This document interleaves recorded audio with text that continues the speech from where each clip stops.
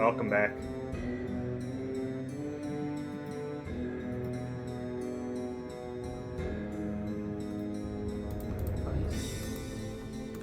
Okay, okay. Cool. The stream sure did die.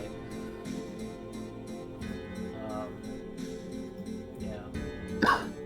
I wonder if it's the combination of Parsec and the streaming at the same time.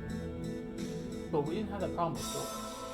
No, I don't know what happened. Oh, did you kill your stream? I guess. Yes. Okay, I guess you better. I guess restart it? Question mark? I mean, I don't know how this works. let's see. I mean, do we want to? Let's just test it on your end first before I even start, because I don't want to have a bunch of 5-minute stop and start archives. Yeah. I mean, my thing is streaming again, so. All right, now load up Parsec. Yeah. Okay. I'm gonna connect again. Connected. Let's just give it a little bit on your end. Yeah. Maybe test it out, walk around. All right. And we'll see if it sticks. We're testing. I don't know who's watching. I don't think anyone is on, so it's whatever.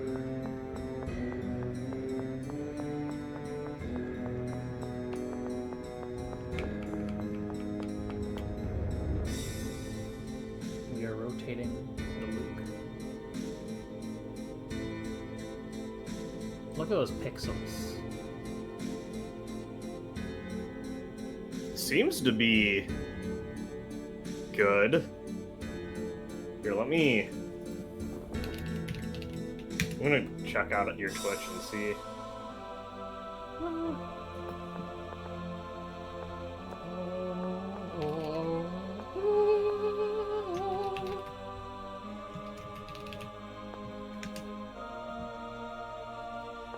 It's going fine.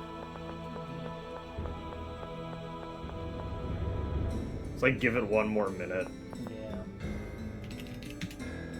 I shouldn't have named my stream "We Are So Back for Real."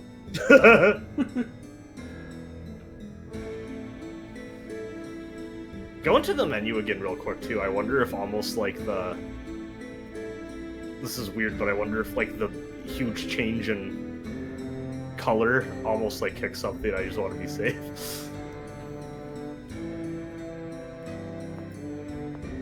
Hold on. What is... Jesus, what is going on with this controller settings? Is it off? I mean, it was half off is the weird thing. Like, it's like a... It was like the control stick worked, but not the everything else. Oh. Okay. So, what the hell? Hold on. So, that works.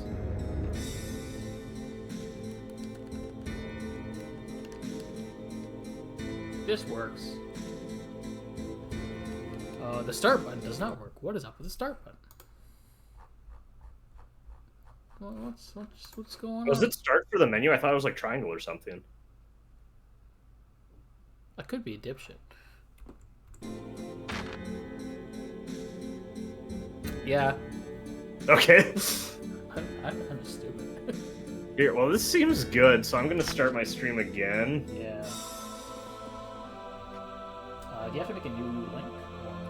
No. Well, actually, probably.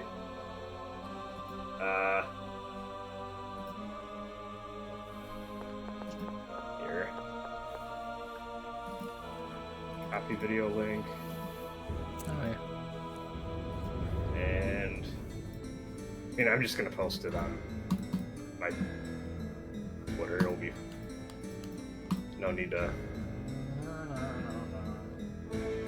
post it everywhere. I think, if I'm not mistaken, it's the same guy who does the music for all the games. Which is pretty wild. Like, from Fantasia all the way to, like, now? I think so. That's actually ridiculous. He also does Star Ocean, which is also funny. That's very funny. It's fitting, but it is funny how that worked out. Yeah. Okay. It would help if I turn the parsec overlay back on. There we go. Alright, perfect. Now it should be fine. Allegedly. Hopefully. Allegedly. Yeah. Okay. We can continue on our journey.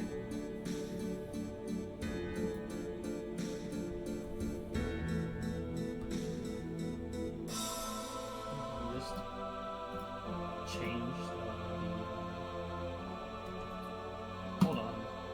This is my browsers.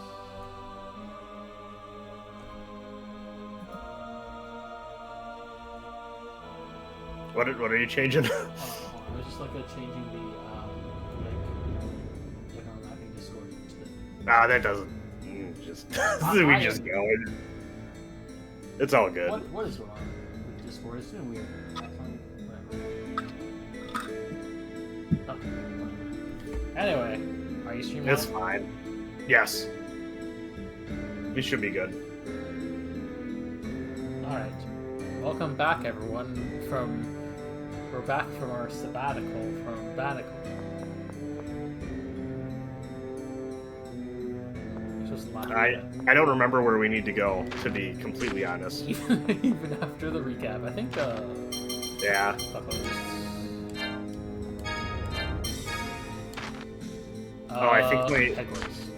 I think my neighbor also just started vacuuming, so apologies if that's picking up. It should be faint enough. I think we're good, but we're going in to wherever this is. Oh yeah, this looks like progress. Yeah. There's a fella.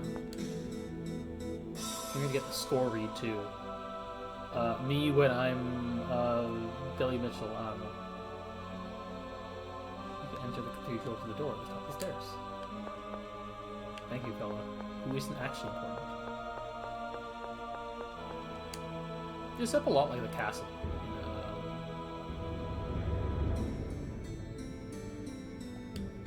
Legs falling asleep. Oh no. I sat cross-legged for too long. I'm dying. I think when I went to Japan, I had to it is difficult to adapt to the way you have to sit on the ground sometimes when you've just never not done that your entire life. That makes sense. Ah. Hello.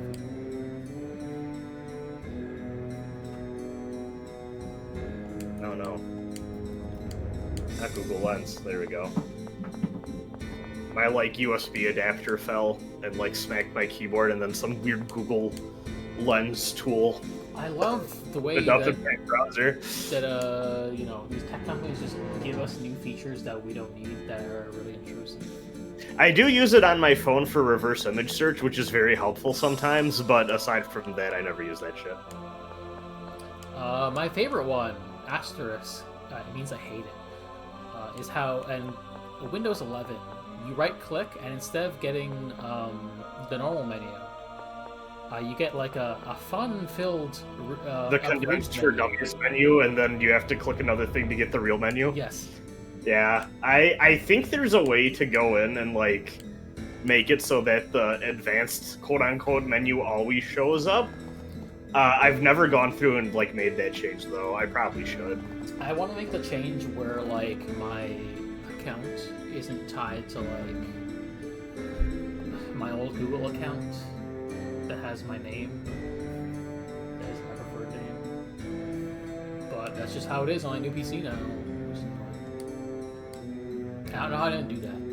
Or how the default is a OneDrive. No, I don't want OneDrive to be the default for my fucking documents. Well, I think that's for everyone because they're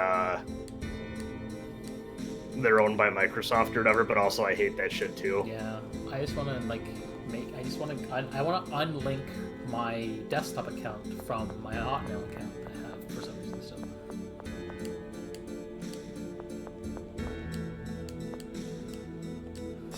All right, we're going in. Nice water. Yeah, I was about to say that water looks pretty solid. That's actually liquid.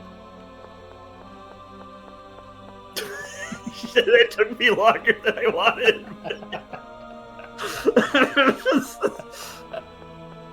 I was like, wait a minute. I hope.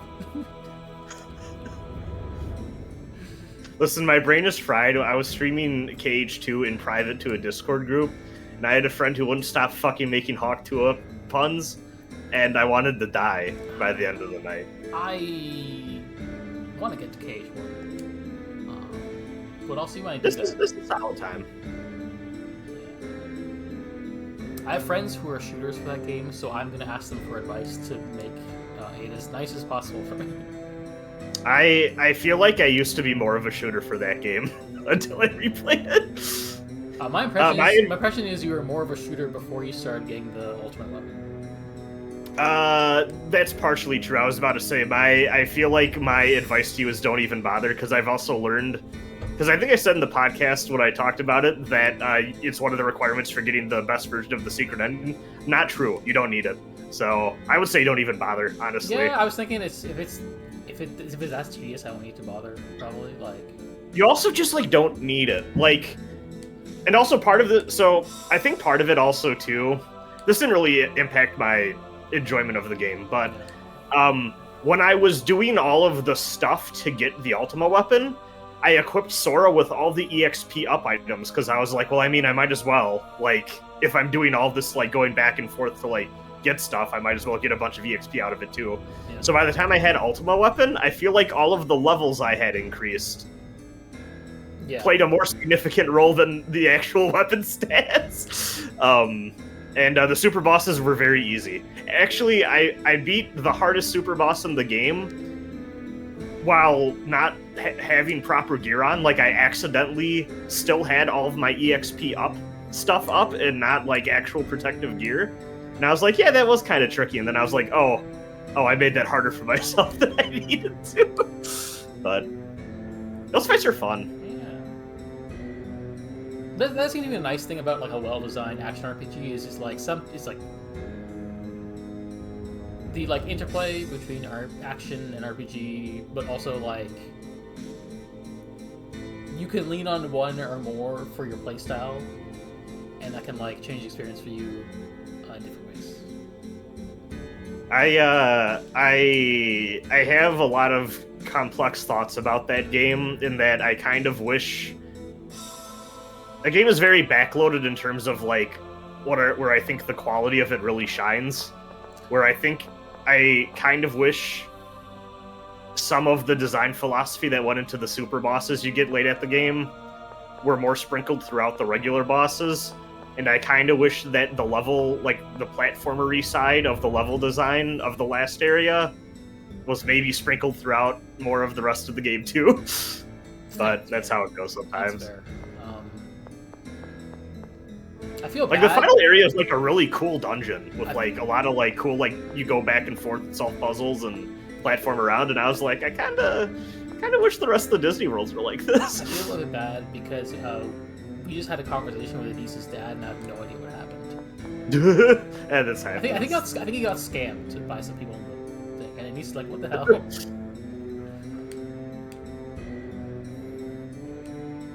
Oh, Rem Day.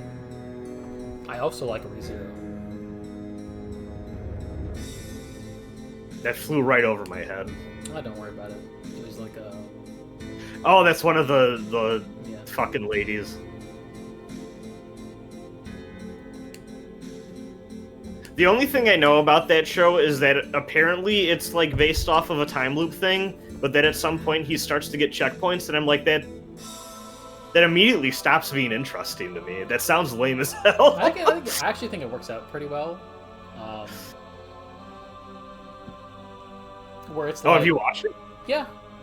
Oh, okay. Well, I mean, I've seen the 2 seasons that have existed. It's just a sort of thing where he's like... He gets caught in successive time loops. Where it's like...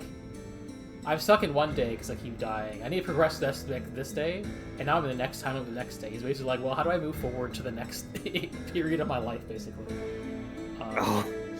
And, like, his time moving powers is the only powers he has, because otherwise he's a normal guy. Which, you know, makes him really, like, fragile compared to, like, you know, everyone else in the setting. Ah, yes, permits. Yeah. I wish. So I've been Werner Herzog brained for a little bit here, but I appreciate that he, at the very least, he used to. I don't know if he still does, but he has like a private film course thing. Yeah. And like he doesn't actually teach you all that much about like making movies, but like he teaches you how to like break into places and lockpick and like forge filming permits for like when you travel and you need to do that. Is he allowed to just put that in his course? I mean, I think it's one of those things where the information's fine. It's what you do with it is up to you? Question mark. Does he have to say, I'm not giving you legal advice, but Probably. here's a fake document.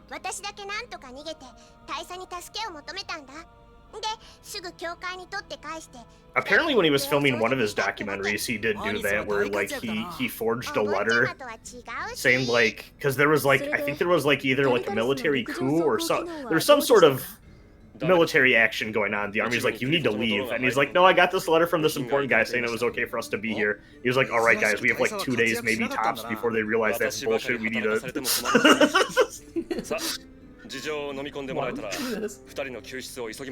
because sometimes you want to make something really, really bad.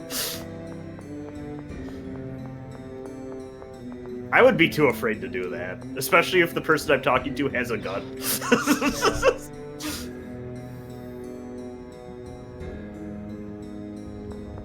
We're the library now.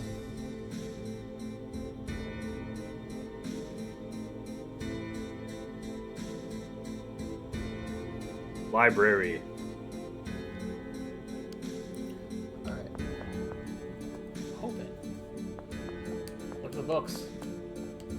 Examine. Sephiroth? Sure.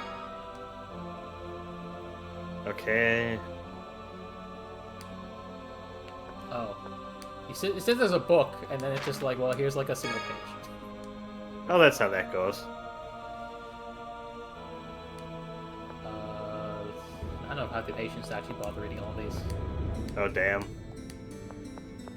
Are you an avid book reader and RPG person? Yes. Well, okay, it depends. Like, if we're talking Elder Scrolls ones, most of the time I think they're kind of sniffing their own farts. Okay, now this I extremely do not care That's about. just a document. Yeah. History. Now this I am curious about. Let's see. Established, described by Yulia. Say the world from its destruction. Directs history. Okay. Surely a good organization. See, I simply refuse to believe in an organization that's like, we know how everything is going to happen, but we also need people, boots on the ground, to make sure it happens the way we already know it's going to happen. That's just, this whole thing smacks of horseshit. Yeah. By the way, a couple weeks ago I finished the Berserk anime. No. Unrelated.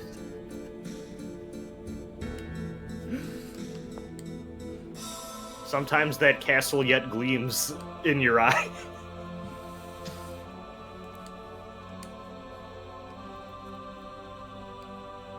What a good sequence of, like, tension and drama.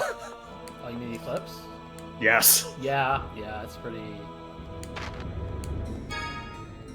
It's definitely interesting going to that story, knowing more or less from Osmosis, the deal with Griffith. And then, like, seeing, you know, the details that you don't get from, like, the... I can only imagine. Yeah. There is a point, I can't remember if it's in the 98 anime or not, but at the very least I know it's in the manga, where he's like, should I stop? And then he's like, I don't think I can stop. I think I've committed too hard already. I think that's just during the eclipse where he's like, it's kind of fucked, and then it's like... But like, it's a real sunk cost fallacy, and yeah, like, and then he gets like the vision of Gut saying, "Yeah, you should do it." Like, yeah, there's this moment that I feel is so tragically human, where he's like, I think I've already made my decision to like double down on being evil. I don't really know if I can walk this one back. I might as well commit fully. Yeah, he's like, Jesus if I Christ. think about it, a whole bunch of people have already been killed for my dream. So, what's these guys? What's a couple more? Yeah. You should read the manga. It's one of my favorite things on planet Earth. Yeah, I've been thinking about trying to read some manga, but also I'm like, well, on one hand, I also want to try and read some more of Dragon Ball because, God, Dragon Ball also good and probably will make you less depressed. yeah, because I'm like, we got, I kind of get to gave up on reading the rest of those things. That's fine. We got bits and pieces. Yeah. Everything important should be explained in the main narrative anyway. Yeah.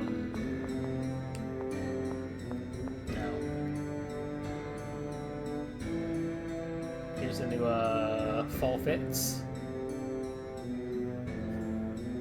But as I was saying, like, yeah, my impetus for reading Dragon Ball was definitely like, oh, they're doing the movies, and I don't think with the Z movies I can actually watch them without knowing who the guys are, the way I could do the original Dragon Ball movies. I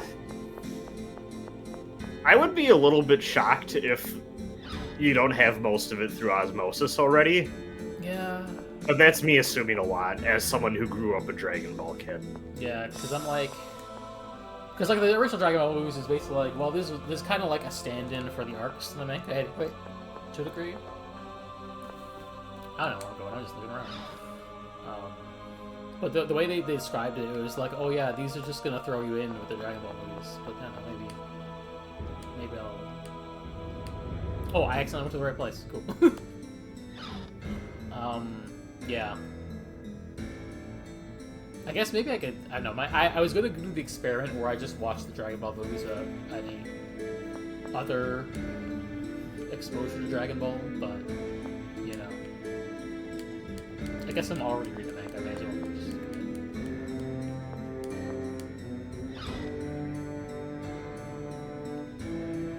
But yeah, the way that Berserk 97, 98 anime ends, it's like this is the most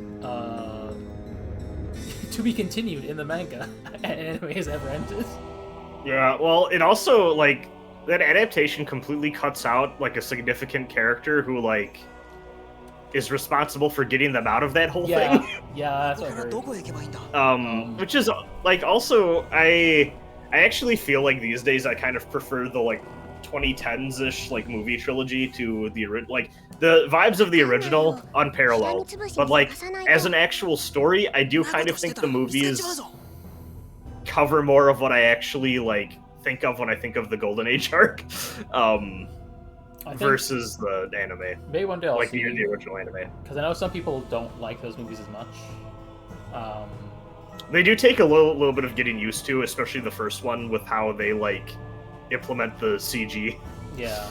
But also I'm like, well, if I'm going to read the manga, I won't necessarily want to rush into the Golden Age a third time. No, I think you can wait a bit on those. I do think they get better as they go on. Like, I actually genuinely think the third movie is just beautifully animated. And as fucked up as it is, I think they do the Eclipse really good justice there. That first one's a little rough, but it has its highlights still. Yeah, and, like, obviously, movie trilogy, they have to cut some things that I wish were still there, but I think the cuts they made are smarter than some of the anime, like the original anime TV show cuts. Yeah. I do think it's interesting the way the original anime is, like, you really do get so little supernatural stuff until it really starts creeping, and then it crescendos at the end, which I think is an interesting vibe, even though I know it's, like, more... It's maybe a bit more present in the manga, I think. Oh, yeah, it is. It's interesting in terms of the vibes it presents.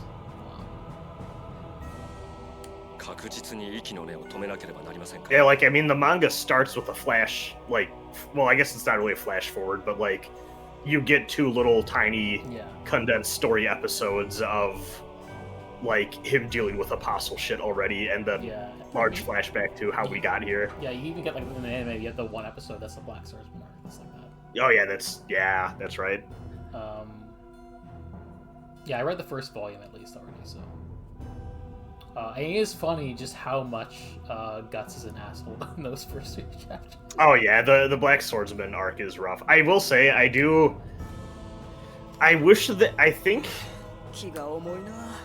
I'm kind of surprised the anime picked the snake guy versus, I feel like, maybe it would have been hard to fit into one episode, but I actually feel like the slug dude would have, like, if you had to pick one to adapt, I would pick the slug guy and his whole thing with the daughter, but...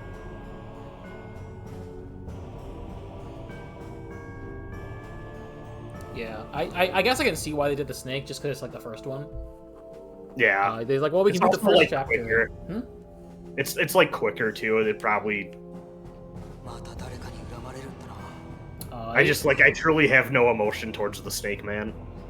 Yeah. Versus like the first part where it's like, oh, Guts is actually kind of interesting. Is you get that bit where it's like, oh shit, like he's trying not to cry in front of this child. Yeah. It is also quite like an adjustment. Going from that first anime and starting the manga, and like I know he was there, but Puck is a thing to adjust to. Oh yeah. It's definitely interesting because I feel like I don't really know what the deal with Berserk is beyond the Golden Age, especially now that I've seen the anime is the Golden Age. But also a lot of people in the circles I know value the stuff that's post Golden Age. Oh yeah, I mean the best parts of Berserk, like I like Golden Age a lot, but like the best parts of Berserk, they're literally everything after. It's like I feel like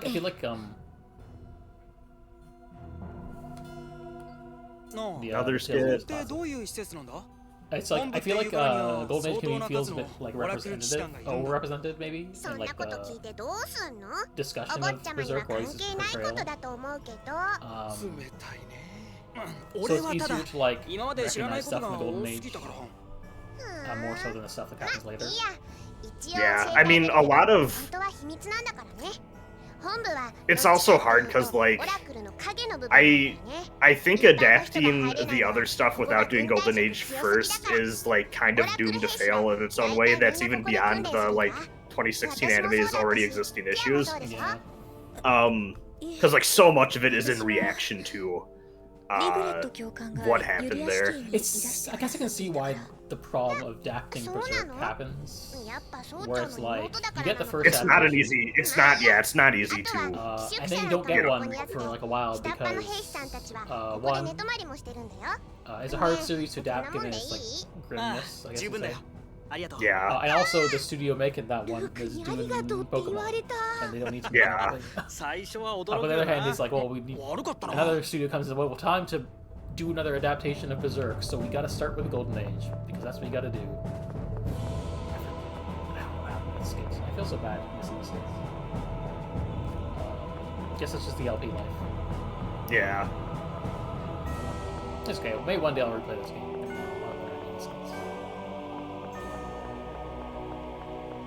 But yeah, and then it's like, they're like, well, there's been forever, so we need to start with the Golden Age, and then we only managed to get to the Golden Age before that project falls apart.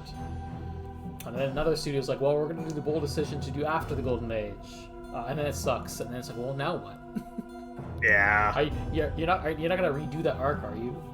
I was there for the 2016 anime day one, hoping like, oh, finally, and then the first episode dropped, and I went, oh no, this is bad.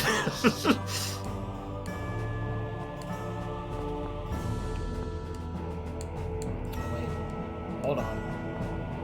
It's locked.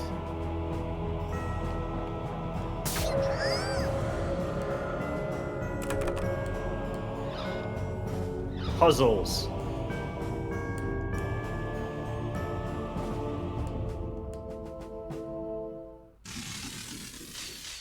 Nice. Alright, gaming. Okay, I'm done. Got it.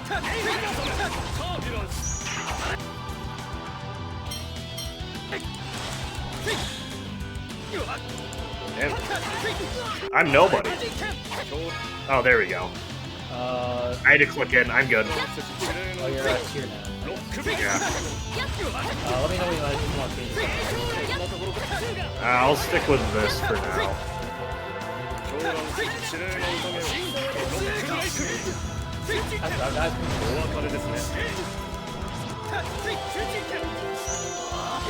Oh, yeah, I forgot. Did you see the thing? You can do tag team arts.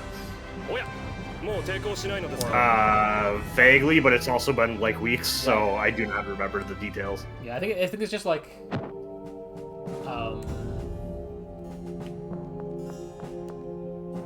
it's just specifically like there's certain, like, obviously there's certain arts which react to the certain specific elements, and then there's also certain ones where it's like you can do like if you do it like around the same time, two in the same circle,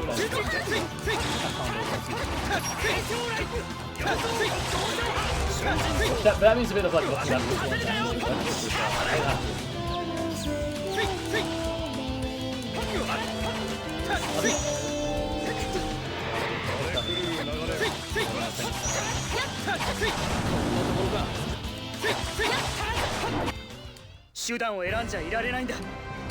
But yeah, the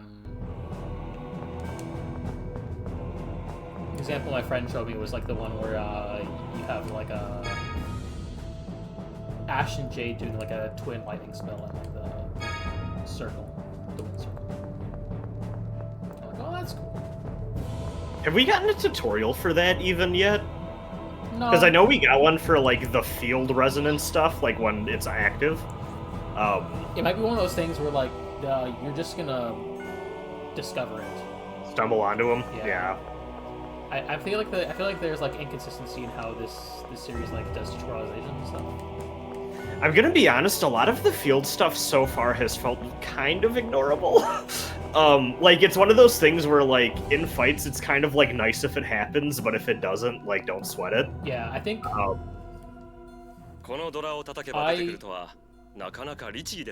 get the impression it's, like... For most players, it's like you can skip it, and then like on a higher level, you want to take advantage of it. So, like, if you're like the person who's just doing multiple playthroughs of the game and trying to get cool combos, you're gonna care more about those. Yeah. To get the most out of it, because I know that's like my friend told me you can cancel anything into those altered combos. Into those altered so they're useful for extending a combo. オラクルたちを混乱させる。楽しいいたずらです。確かに命令はありませんが、それは。Oh, she's so. She's so devastated about Treasure Room. 青春の憂いですね。若いうちは大いに悩むことです。無理やり悩ませ Yeah, I also think that like there may also be a reason why this mechanic is one that's like only in this game. It's not one they necessarily built upon, because if it's like, you know, some of it I guess is like, well, that's like the field thing or the dual arts thing. Well, I think depending on the game, they find some ways to do dual arts, but like specifically the field thing. That's Yeah, like well, I mean, it's Abyss. like thematically appropriate with the element thing they have going on. Swap me out. I don't know if I want to play tier right now. I feel like I'm. Oh, there we go. Yeah. I can do whoever. I'll give you Luke. Okay. No, I'd be in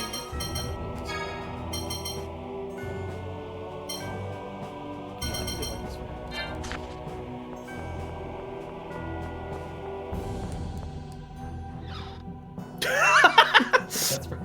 That was good. I was expecting that to happen. It looks like an extremely interactable journal on the table there. Yeah. What is this? Is that a gong? I think that's a chair. Yeah, I think it's a chair. Alright, let's find this sweet interactive. Maybe not. Is it not? It's not! Damn, we got baited. Jeff baited. Oh, he didn't. He just really didn't. Let's fuck this guy's day up. Yeah.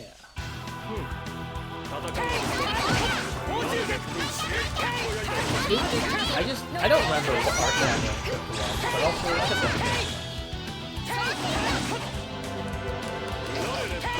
I do feel like I have a bit more like less keeping note of this stuff Yeah, I mean, there's just more going on. See, also those, I don't. Is there? What determines how long they stay active? Like the fields stay active on the screen? Because like I noticed like some of them were going away kind of fast because I was trying to set up like, oh, maybe let me see if any of my stuff can interact with those. Yeah. And then I was just like, ah, shit, I didn't have the time to. Yeah. Let me look at I was just opening a wiki for like field of phonology. The FOFs. Oh no. Is there? Maybe there's just a game facts page. It'd be nice to just have one that's all in one place, rather than be like, oh, look at Jade's art guide to find out which specific ones he has for which elements, rather than just the ones for other. I will say also too, it's very funny going from KH2 back to this game because of just like, oh, this is so much more grounded. Oh yeah. I'm not spending 10 minutes in the air. Yeah, like I definitely also because like I think because definitely I think I get the impression that 3D Tales games are more grounded than like the 2D ones, but also this is one of the more grounded ones even among the other ones because this one doesn't have air combos the way Symphonia does even. So let me tell you though, those air combos in KH2 feel pretty good. I do think it's interesting the way they do like automate Sora's combos. Yeah. That is. No, go ahead. I feel like the impression I get by like high level people who play a lot of Cage is that like you can kind of get a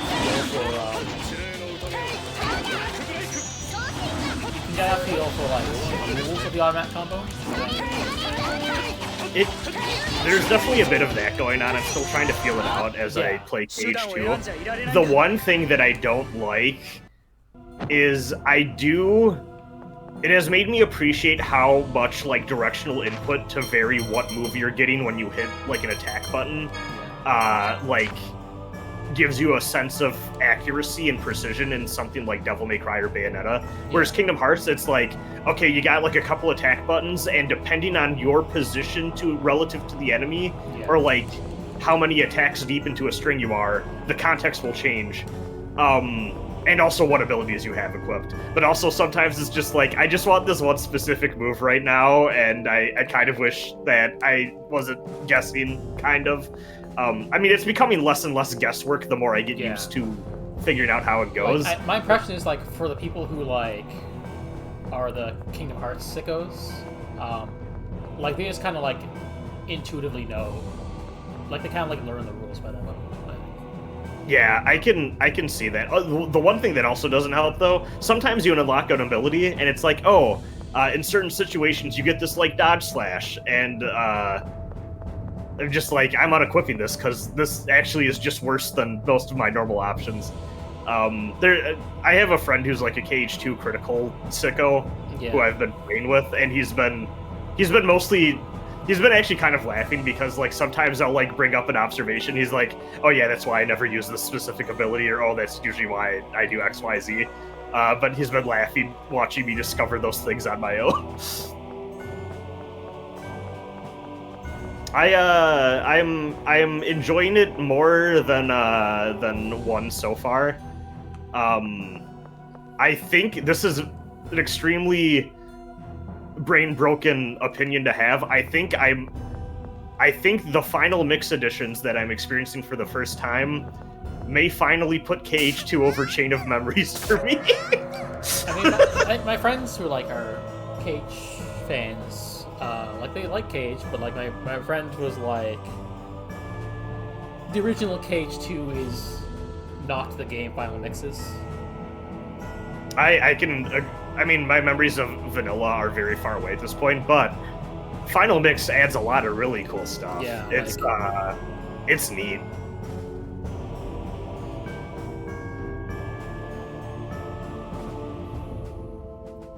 UT in the chat saying Final Mix definitely fixes a lot of the problems with vanilla. I'm actually curious what problems you had with vanilla, because it's like been so long for me that I don't actually know what the problems are. Or what they could be. Which doors? Oh, that one.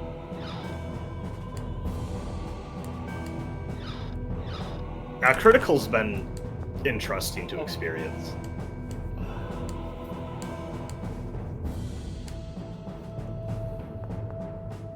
How are we gonna deal with this?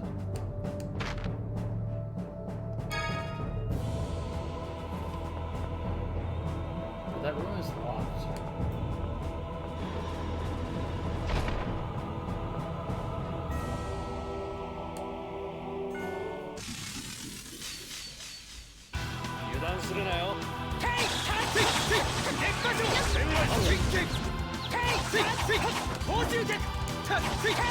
Ah! I accidentally jumped.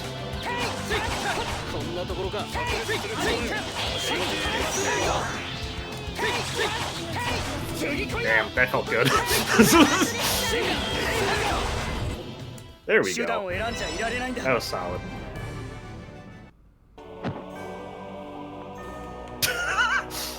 Can you examine the No. dead guy? No, okay. Wait, maybe gong it now and he'll see the body? Yeah. Nice.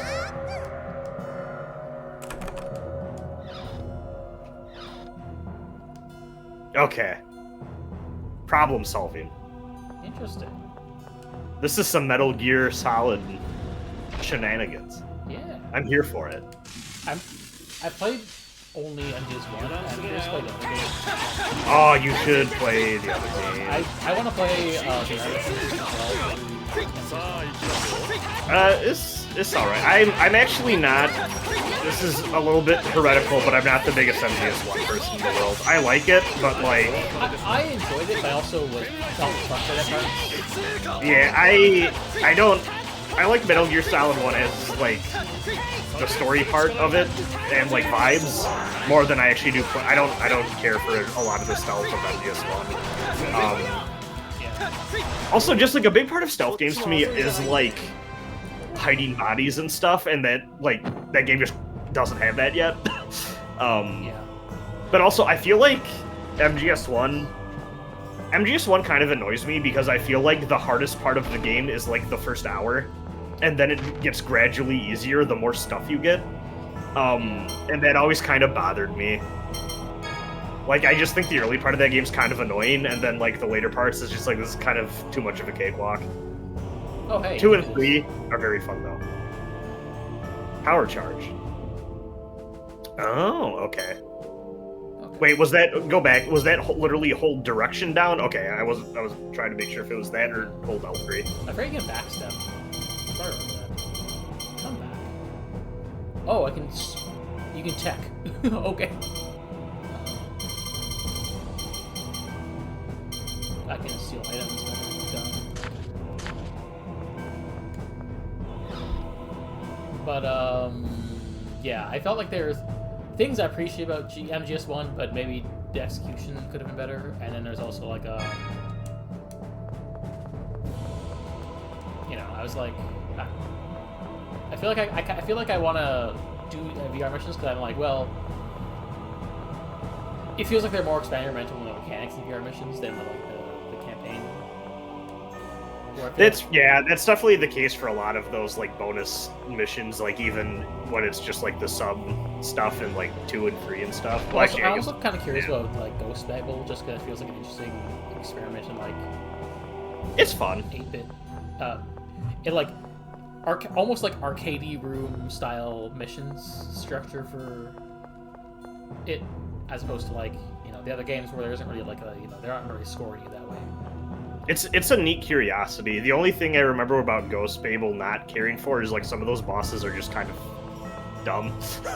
But it's a fun curiosity. I recommend it.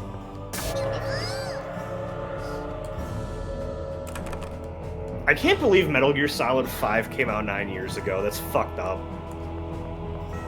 Yeah. That was the last video game I, like, truly no-lifed, because it was, like, I had just lost my job, and, like, if I recall, it was either, like, the start of a semester at school, or, like, right before. I think it was just, like, right at the start, so, like, not a lot was going on yet. And I'm powering up. There we go. I thought there'd be, like, an animation for that. That'd be funny. So you just hold down? Yeah, I just held down and then I glowed red. But yeah, Metal Gear Solid 5 is like the last game I truly remember. Just like, I don't have any obligations in my life right now. I'm just gonna spend an egregiously long, like hours upon hours, playing through this. And it was a great time. I remember I know life.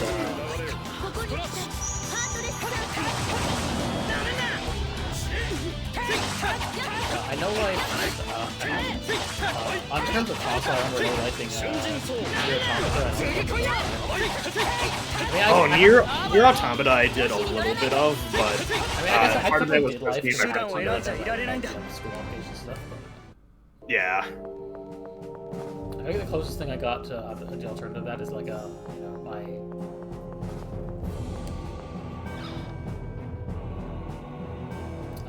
I did. With some games that stream, I do kind of like go hard on some of them when I get close to the end of them.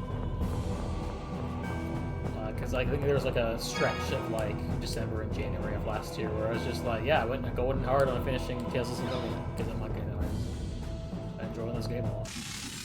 Oh damn, that fucking random encounter. That was funny. Nier Automata, I remember I went through pretty fast. Part of that was because me and my friends decided we want to do like a podcast on it. But then we did. No, we did. Yeah, there was like 5 of us on that one. Was this before or after the podcast? Way before, but a lot of those same people. And I remember for that one, just because I was so excited for that game, I actually imported, I believe it was the Malaysian edition. So I got it 3 weeks early, I want to say. It came out in Southeast Asia before. It had the English localization, everything in it already. But I like beat a lot of that game before it was even out west, and like, you know, people were talking about it, so that was cool. Don't really get that anymore these days. Stuff's usually day and date everywhere now for like bigger RPGs and stuff. Okay, yeah, I'm just gonna not bother writing that guy again until I have a reason to.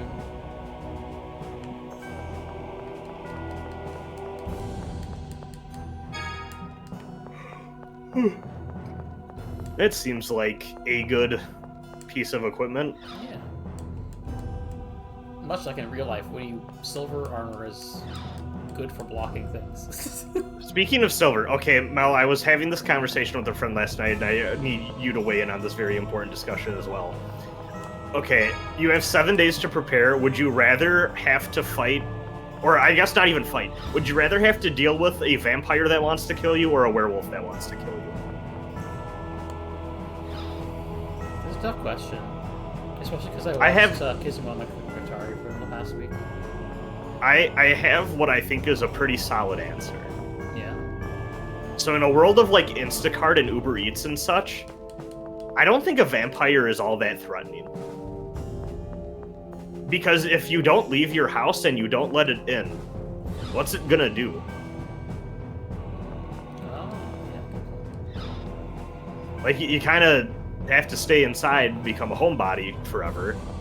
But, like... Is the vampire just gonna wait for you outside? I guess. I don't know what else it could do. But if you don't invite that fucker in, what's he gonna do? What if he just burns your house down? I don't know if they're allowed to do that. Let me email Stephanie Mino. Sparkle. I can't do that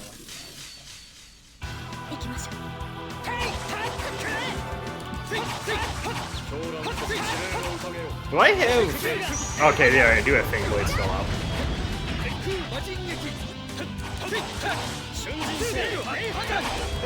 is funny that I feel like in between us streaming, the entire fortune of the franchise that we're playing right now seems to have reversed a bit. How so? Well, like I think like the last time we did Talk, I mentioned, oh yeah, my Tales of Friends sure are looking forward to the slime game. That's more of a Tales game than modern Tales games. Oh yeah. But they seem to be announcing for the 30th anniversary. Oh, we're gonna port a bunch of the games that we haven't. Oh yeah, because they're doing a Grace's port, and then I think it also leaked that they're probably doing like the Exilia games too, right? The funny thing is, I think the Exilia port leaked before the Grace's one was announced. Yeah.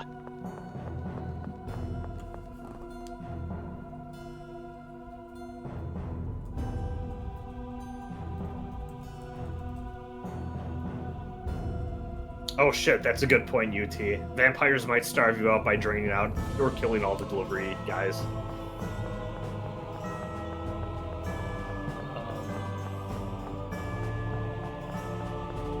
No saving. I wonder what this means. What were you saying about Oh yeah, but it just seems like they're like giving it. It's like, you know, it's not the same as like a new game, but like the fact that like we're doing a remaster initiative and we're trying to like give a shit. Yeah, that is nice. Especially because like it seems like they care about making sure they're like 60 FPS and stuff now too, which is good. Unless you're on Switch, which is rare. Yeah, I mean I'm not surprised. Like the last Symphonia remasters on Switch and PS4. Like there's always one on Steam, though that one's like 30 FPS because of reasons. But I thought everything but the GameCube version of that was 30. Yeah, that's the thing. Like because they're all using the PS2 version as a base, they're all kind of like the logic is tied to 30. Yeah. But yeah, the apparently the Symphonia port from PS4 and Switch was like Bandai Namco Romania, and they did a bad job.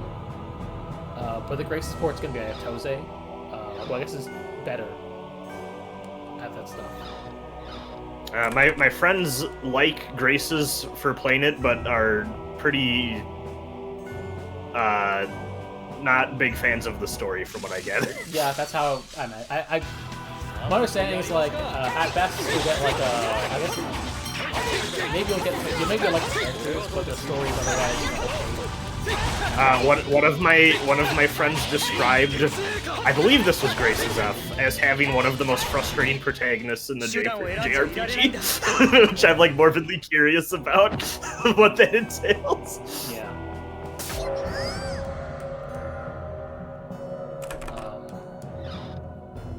Yeah, I know people really like the combat.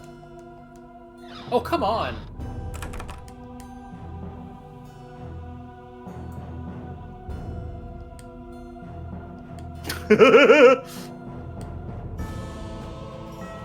Oh, come on.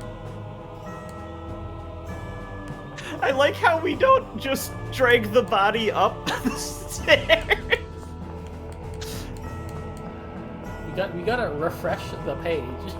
Yeah, I was about to say, do we have to leave the room and come back? Oh, no. Oh, that's so fucking funny. Can't believe they did this.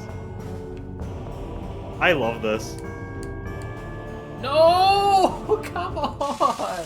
Oh, that's great. That's okay. We're getting XP.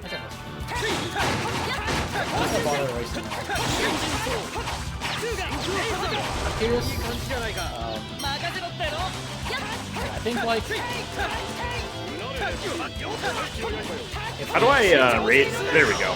I was like, I might as well smoke this if I got it. Bro, what does that mean?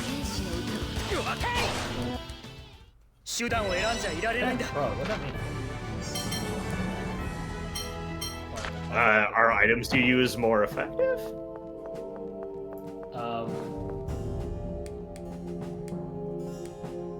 But yeah, when I Right. Go. Oh.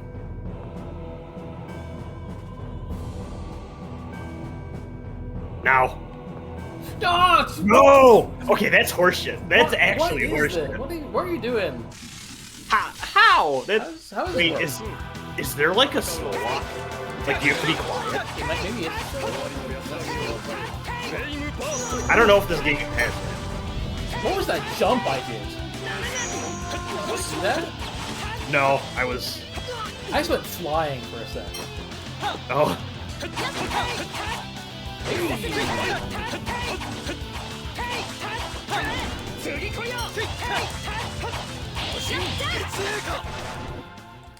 I was trying to power up, but alas.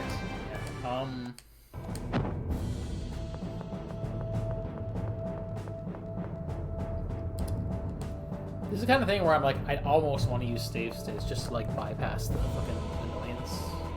But you know, it's also its own headaches. Alright, so as soon as he gets past the pillar on the left, I say book it. Now. Okay, I think you have to, I think we're gonna have to slow walk. I think that might be it, because he turned around.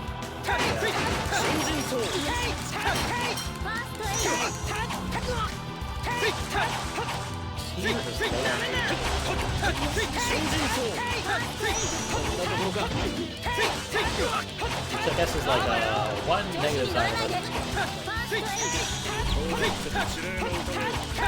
I believe in us to survive. Next time is the charm. Alright, fellas. Sorry about that. Oh, Can't. it's blocked. Yeah, it's yellow. It's not one of the healing ones.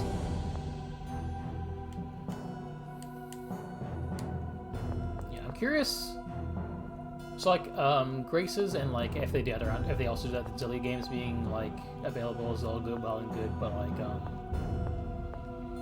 I think like the biggest one would be putting more of those PS2 games on. Like obviously Abyss getting released was what everyone wants. Like some of those aren't even localized. Yeah, or like, the stuff for like Rebirth, if they do Rebirth and like Destiny 2, that'd be like holy shit. Love this stuff. They did say specifically they also like we want to do these remasters for international markets. I think that's what they said. So they want to go for like worldwide remasters. So all right, slow walk.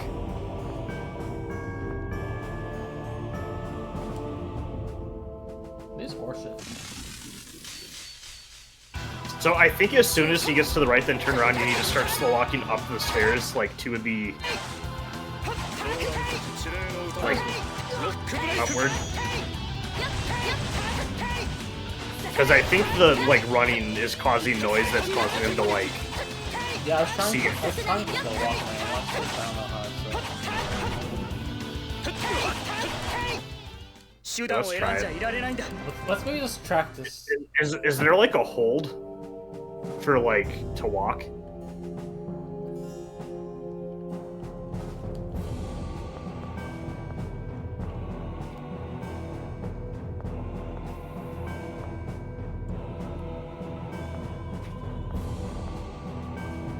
Yeah, like that.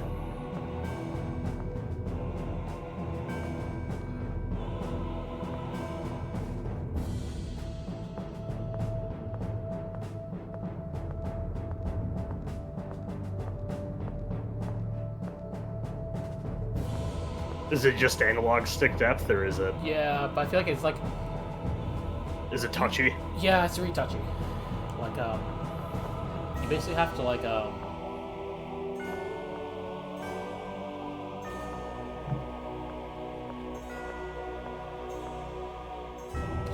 there's a trigger right there. I wonder if we have to hit the gong when he's up there and like sneak past him when he goes down to investigate, maybe?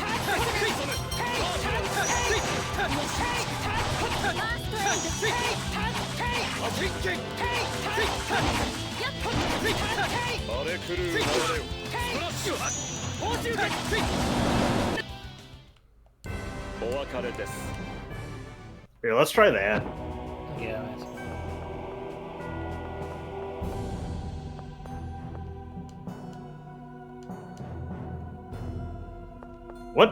What's up that staircase? Like, is there anything there that we can... interact with or like drop down or? No. Oh no, that's just next area. Yeah.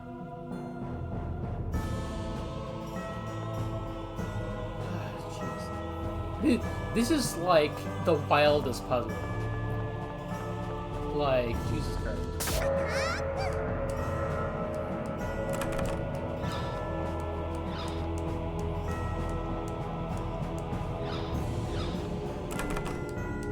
Yeah, we don't have. We can't. It's very scripted.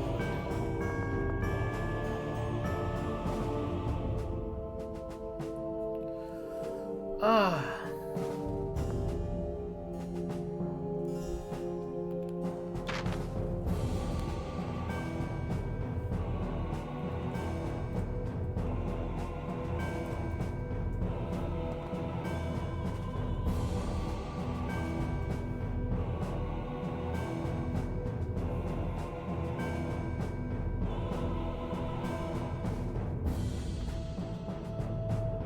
You looking something up, or? Yes.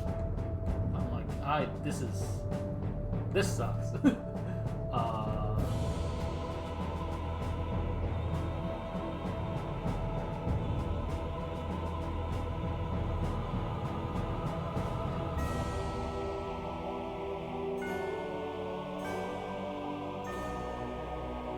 Unless we have to lower that weird barrier later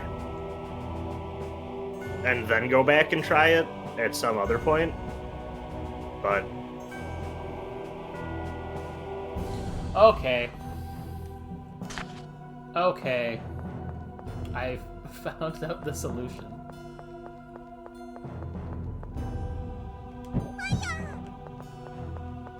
oh, that's silly. Yeah.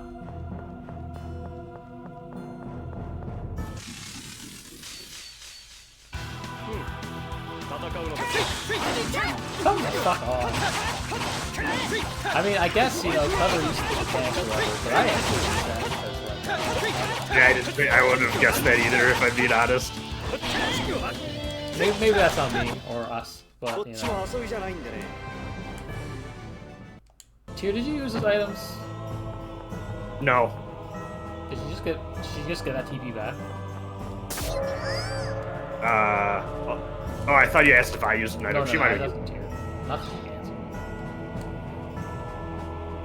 Alright.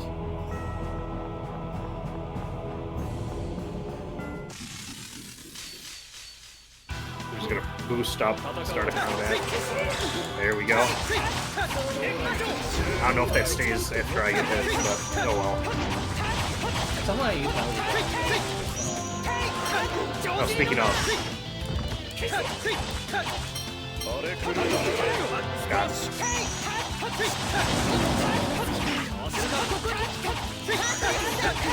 I'm at an unfortunate angle where I don't know if left is forward or back. There we go. 手段を選んじゃいられないんだ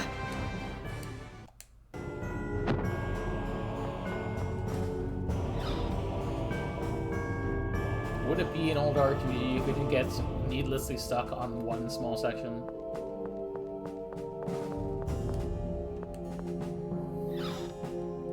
All these rooms.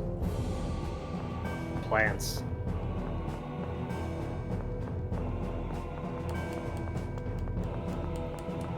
So I'm like, what was the point of empty rooms in games? Maybe we'll come back here later. There might be like on one hand, I'm like putting it for like lore reasons, like this is a real place, makes sense. But on the other hand, there's like part of me that's like, usually you want a gameplay purpose for it, right? I mean, we might go back here later though too, and there might be stuff for people. Who knows? I don't know how you make a game with a story, to be honest. It just feels like daunting.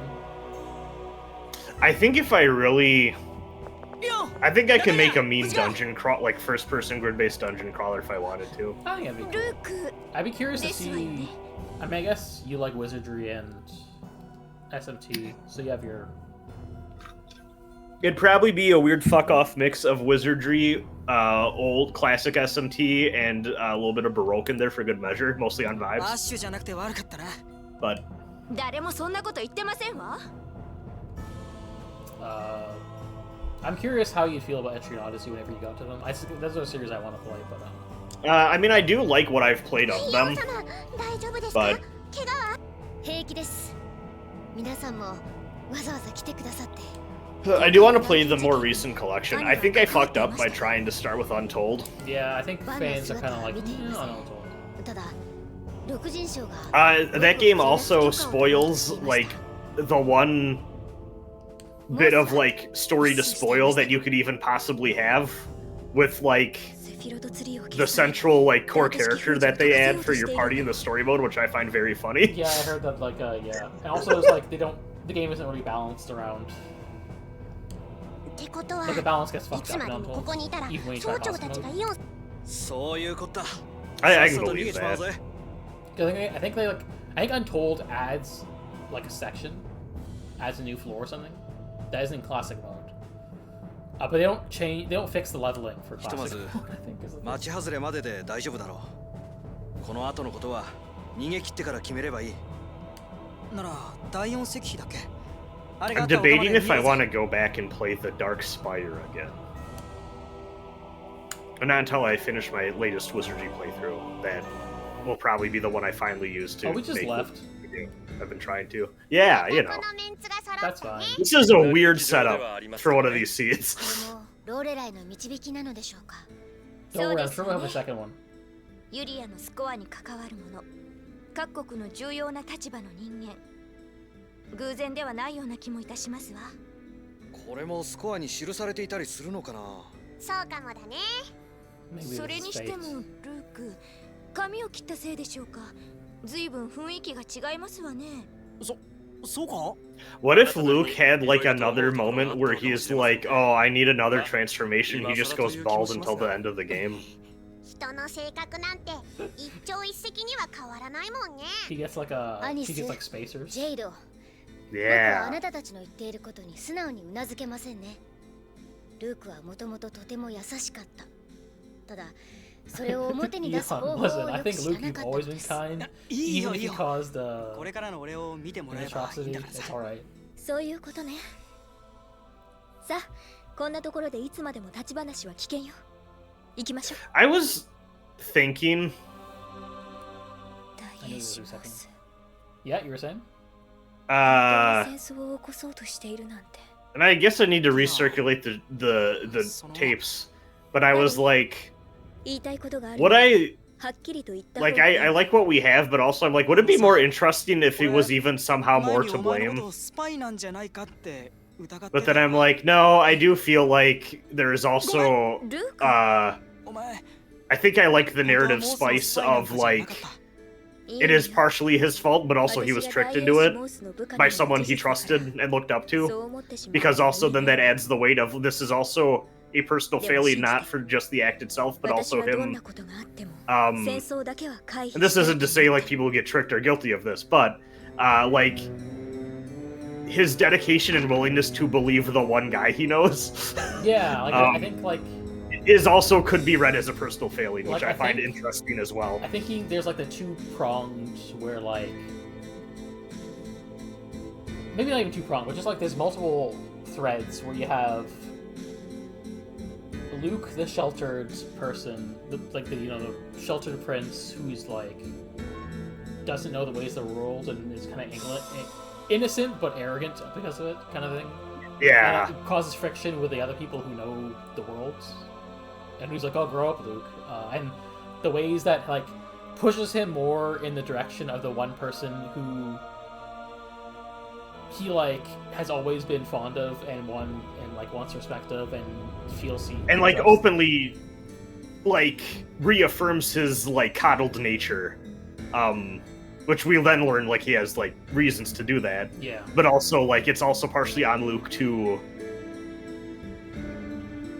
like not retreat to the one person that allows him to be a shitty self when he Yeah. is faced with tension. And it's like you get like he's because he doesn't know the world, but everyone's like, I think the interesting wrinkle is like you learn after he's done the thing that there's actually very reasonable reasons for him to not know how the world works that is absolutely ridiculous for most people, which is like, oh, he's actually 7 years old, but a clone. Which is like, yeah, of course he doesn't know how the fuck the world works, because he's not actually, like, his age, mentally. Yeah.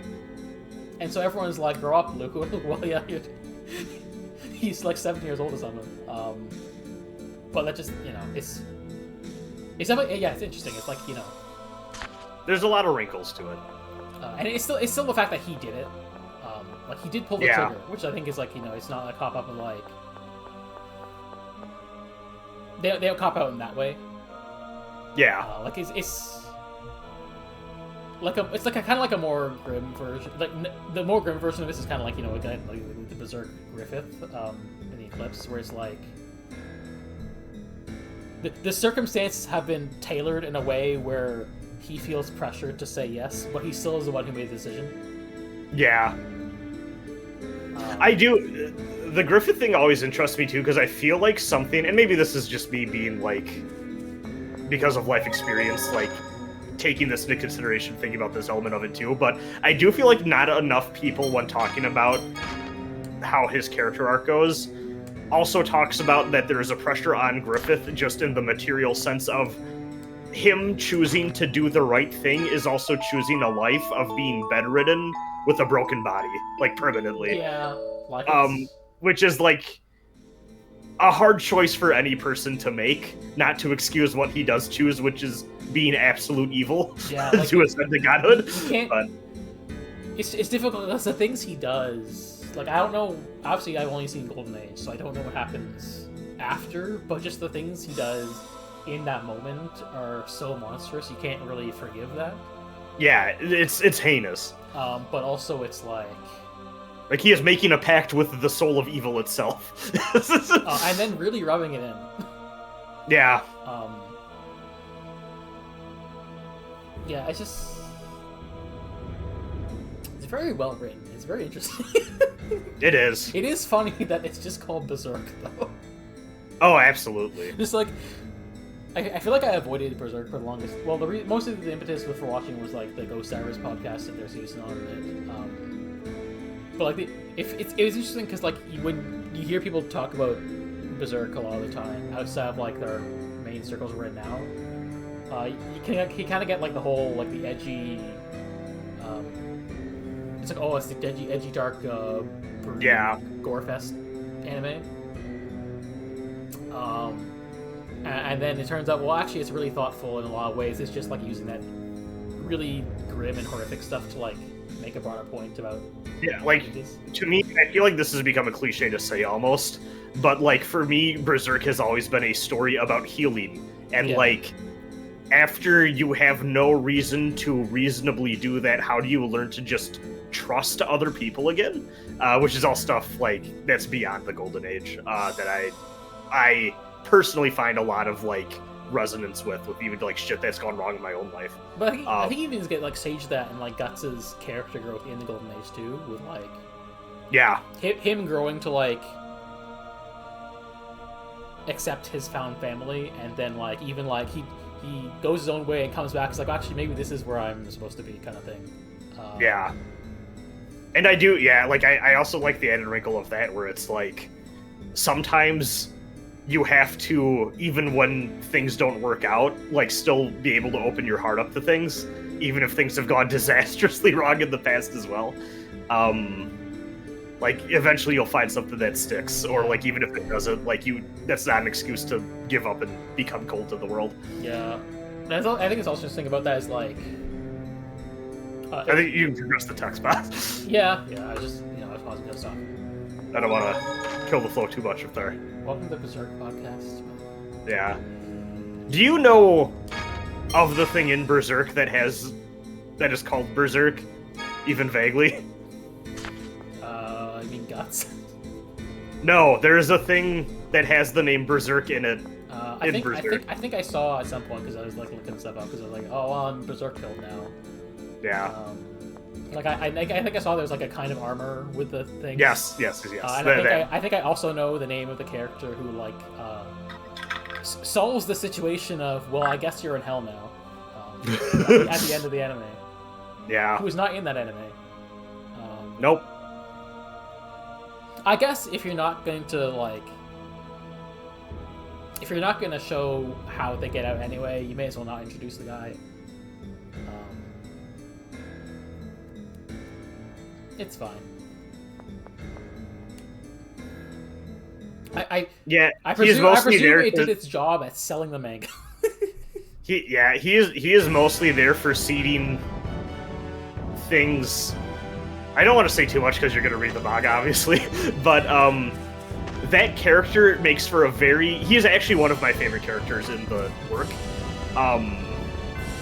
And it's specifically in how he serves as... I don't know if I also not want to necessarily say a foil to Guts, but a parallel to Guts, that they do some really interesting stuff with.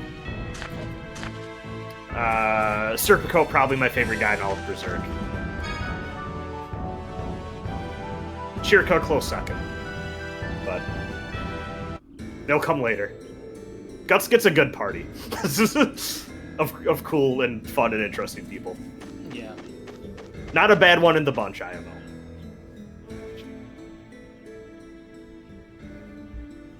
I remember this hill. I remember his shockingly radiant clothes.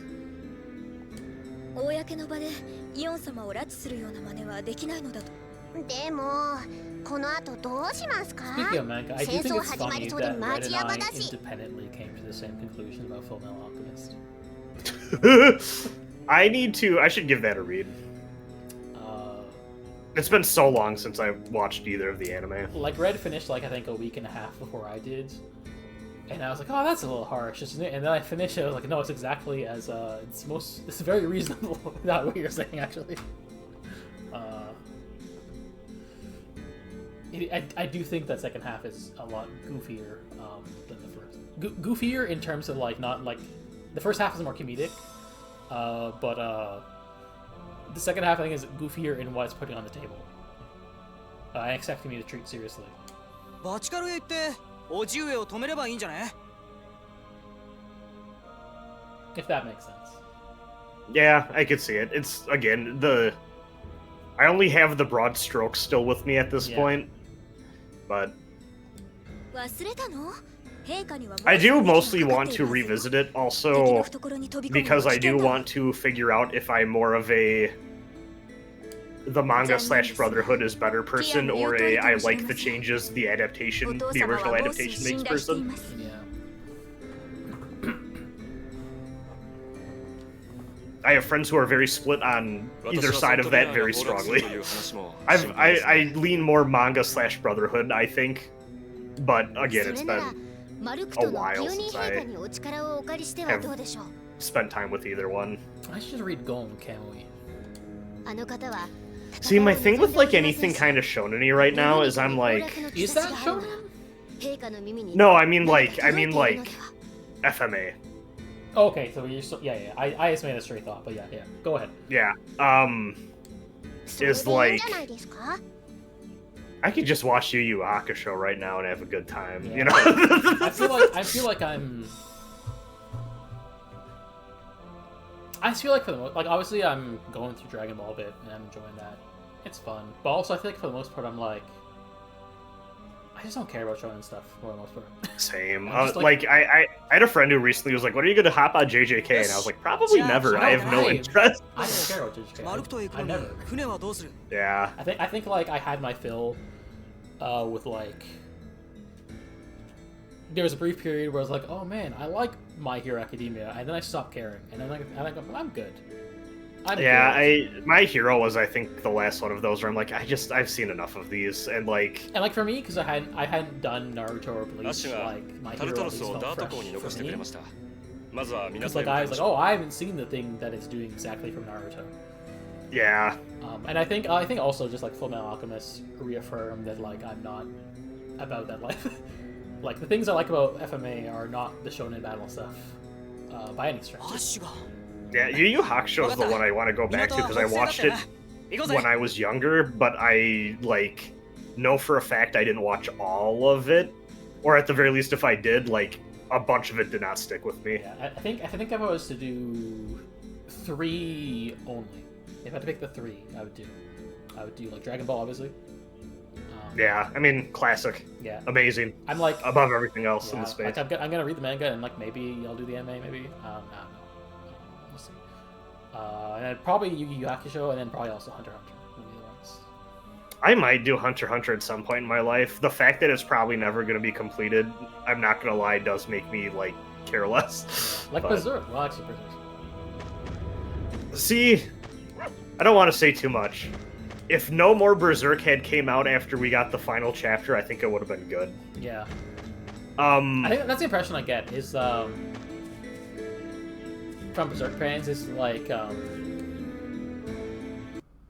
know what we're doing now. Like they feel like yeah, this is a decent if he was gonna die and the story had to end anywhere, I guess it's a good place to end.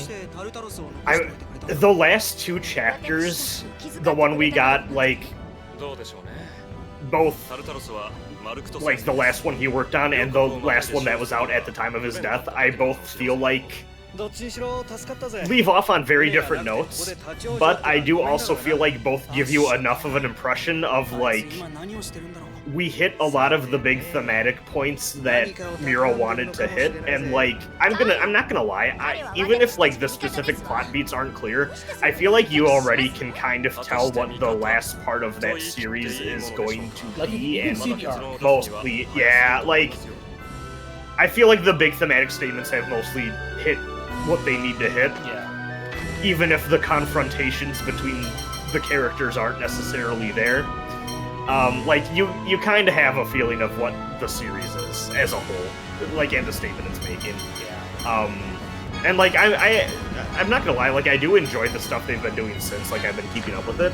And I think it's mostly, like, you can tell it's not the same, but I feel like it's mostly close enough, and, like, it's there that I'm enjoying it, but also, like, if they hadn't, I would have been completely fine just being like, yeah, like, I feel like I get what they probably would have done.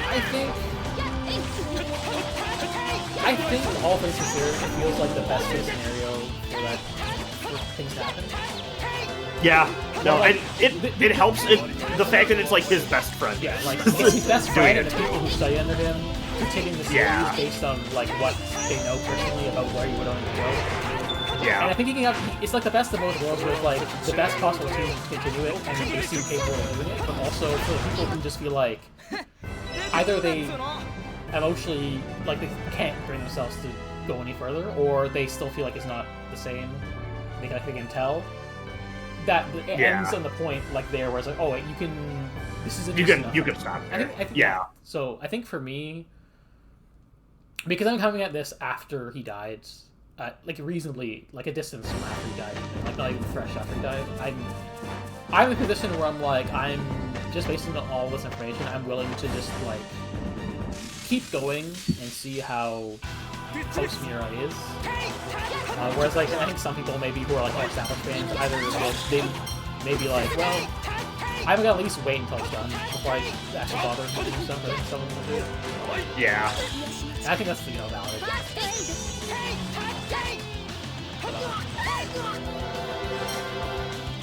I'm getting fucked up by these lost. There we go. I don't remember how it works because she's a bow. Oh no! My left and right keep switching. There we go. I need a free one more.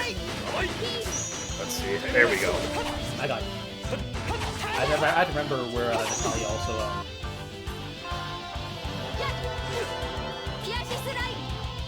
There we go. It is. Nope. It is kind And of then funny. Maybe not surprising, but it's kind of funny. I enjoyed Apothecary Diaries more than Free Run. I need to get back. Well, I need to start Apothecary. I need to get back to free run. I enjoyed what I read, but I enjoyed Free Run, obviously, but I just felt like, oh, Apothecary Diaries is doing more of the stuff that I care about. that makes sense. They seem very different. Yeah, definitely. Isn't Apothecary Diaries person, like, mangaka going to, like, serving time for a bit because tax reasons? Yeah, but Or something? like it's a novel first, so it's like a manga adaptation of a novel. So Oh, okay. So it's not like the original yeah, the source material is author. novels. Okay. Okay.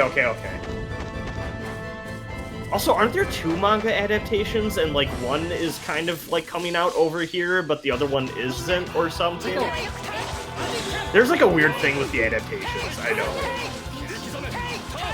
Where like I think there's 2 manga adaptations, and one like the anime's based off one, not the other, and like I think one of those manga adaptations is like translated here, and like the other isn't, or something. Yeah, one of the weirdest things for me is like manga adaptations of light novels.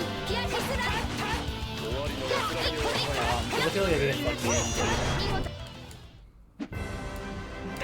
end. One of my favorite things on planet Earth is the manga of the anime adaptation of Devil Survivor 2, the video game, where I'm just like, what are you doing? Not helped by the fact that there is also a manga of the video game.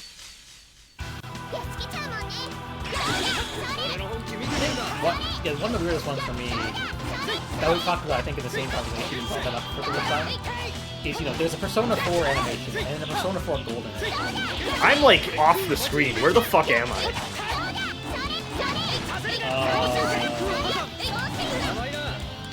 Wait, hold on. I think I lost control.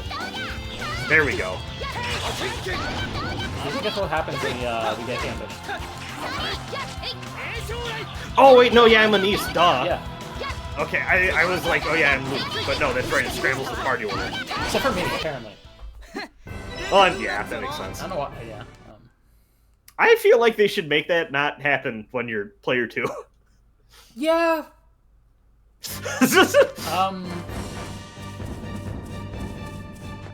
I think it's like, they obviously put player 2 as a thing, because that's just like a thing in the series, and it's cool. But also, they're assuming most people are playing P1, and maybe they don't put as much. I will say there's a lot of little combat things I need to forgive, because there is a weird P2 tax where, like when you were switching targets before, it kept switching my direction, and when, like, when it gets to the point where, like, a character, like, when my character is vertically above on the screen, I don't know how to describe this, but, like, my left and right get swapped. And, like, it can be hard to gauge when that's happening. And because all the camera's dependent on the first, like, first player, like, I just have no way, I just have to adapt. It's very awkward, but, so it goes. Yeah, It's just funky. Yeah, that's something I feel like I want to maybe try and experience myself a bit, just to, like, wrap my head around it, just because I am been in the privileged P1 seat, so I basically have not had the experience at all, so I'm like, I don't know how that works. I feel like there has to be a way to make it work, or else that'd be a thing more people complain about. I don't know how many people play these 2 players. Like, I mean, it might be just a thing where it's like, some people play P2 player, like, casually, and then, like, out of no eyes, it's just like the gameplay sickos, and the gameplay sickos are not representative of most of, like, people who play games. Well, like, also, too, like, I feel like when I hear about people talking about Tales of Multiplayer, it's, oh yeah, me and my friends were in middle school, we cracked open the Doritos and gummy worms, and we all played. That's what I meant by casual. Like, it's like, kids, like, you go to your friend's house, and, like, oh, hey, there's an RPG you can play. And, like, you're just smashing buttons, having a good time. You're not concerned about, like, oh, I need to land this fucking sick-ass chain. Like, there's a difference between, like, you go into your bro's house, and you're playing co-op on, like, Saturday afternoon. And you go into your sis's parsec for 2p on a stream. Versus, like, the people who are, like, more into the combat, who are, like, purposely, hey, we're gonna do combat stuff. And I've heard, like, there's a mechanic in Zillia games, which doesn't work as well. It kind of, like, kneecaps a bit, like, trying to do 4-player co-op, because, like, it's a thing where, like, you basically, like, you can activate, like, a dual party, a dual combo link thing. There's a link mechanic where, like, I don't know how to describe it, but, like, you do this thing where you, like, do a link mechanic with, like, one of your party members, and then you do, like, when, like, Marvel vs. Capcom 1, where you have to do the crossover attack thing. Yeah. You do that, but that hijacks control of that character, which means which means if player 2 is using that character, they can't use their character for a bit, which is like, not enough of this. That was me watching my friends play the 2XKO beta, where like playing a tag game where like actually all of the characters are individually someone else, and like you have to take someone else in and then like trust that they'll like finish the combo you started. I'm like, that's a lot of cross communication collaboration required. Yeah.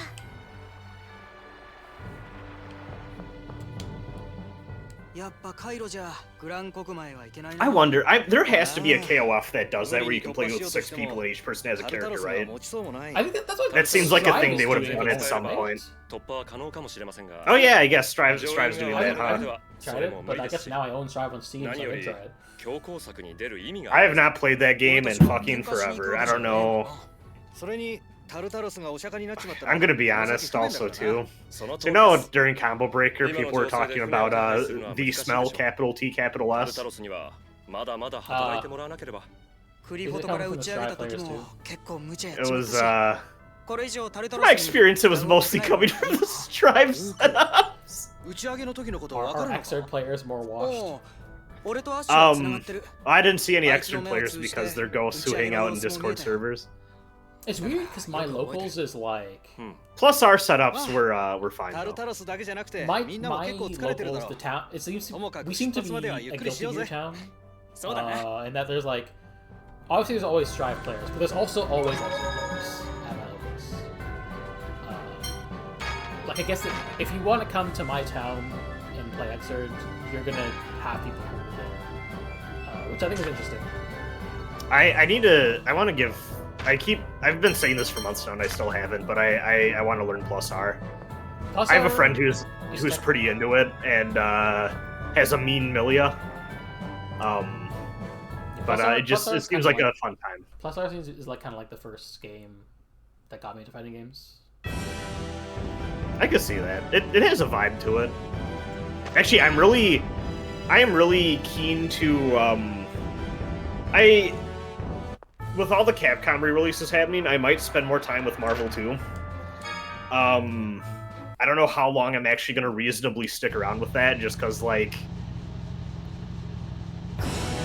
that game's in a weird spot where there's just, like, only so many setups at, like, a high level that, like, you can really actually compete with, but also, like, there seems to have been a concentrated effort in recent times to, like, make tournaments with, like, ratio systems and, like, you know, play around just for the sake of variety and, like, playing with some of the characters that are, like, A and B tier, more so.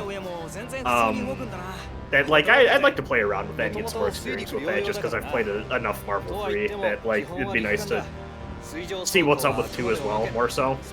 But CVS 2 is a game that I think I could get really into if I wanted to as well. I'm excited for that collection. I am a bit bummed that the first Rival is not on there. I'm shocked that they have Project Justice on that, but, like, I kind of figured you could make, like, I feel like you could do a collection that's mostly rival school stuff and, like, get away with it, you know? Yeah, like, my thinking was, like, in my head, but the fact that that game's there makes me believe they're probably not thinking about doing that. Yeah, in my head, I had, like, a hypothetical Hideaki Itsuno 3D fighter collection, which was, like, Rival Schools and Power Stone. And this is kind of it, because he also, he also did CBS 2, which was funny. But, like, Rival Schools 1 and Star Gladiator being missing feels weird, and, like, I think for the Plasma Sword it's more of a replacement, but, like, Rival School 1 feels a bit more like a mission. I don't know where the fuck I'm going. I gotta be honest. When I did Chat, someone tell me where the fuck I'm going. I don't even have look at the log again. There might be direction.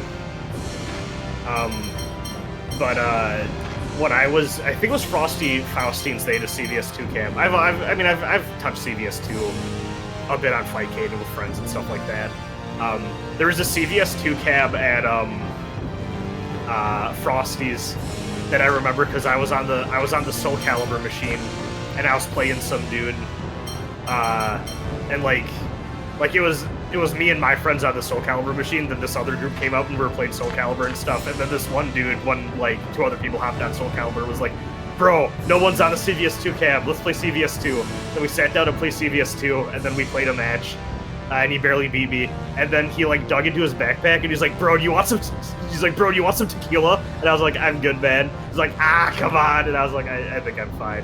I And then he took a big swig of tequila, and I was like, "This dude's having a great time."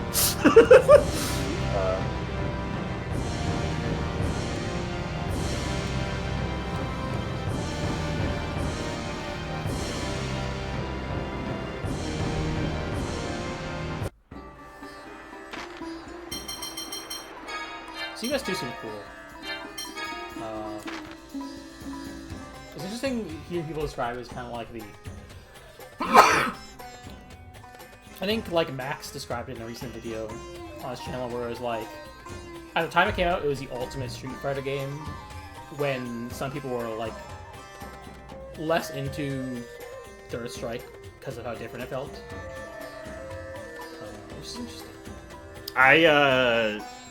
One of my favorite writers and thinkers in the space of fighting games is Pat the Flip.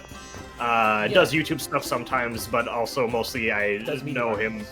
Yes, for his articles. He did one covering. I mean, he's a big CVS2 fan. He's also buddies with my friend Johnson, which is how I mostly know his stuff.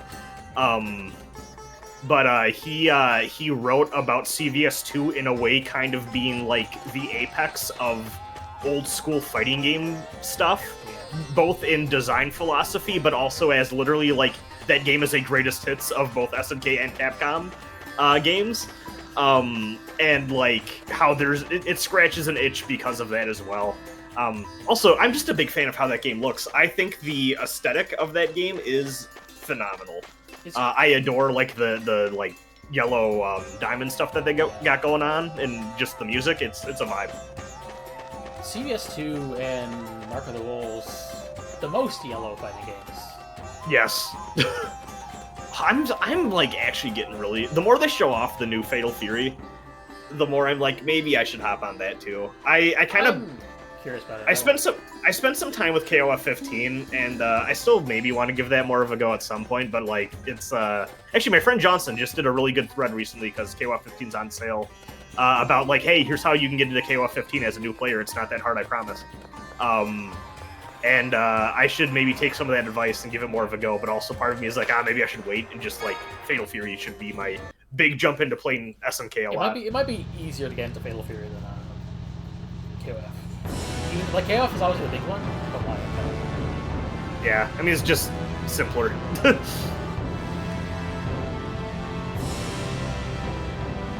Though also, according to my friend Johnson, it may be less work learning 3 KOF characters than you may think at first appearance. I mean, I think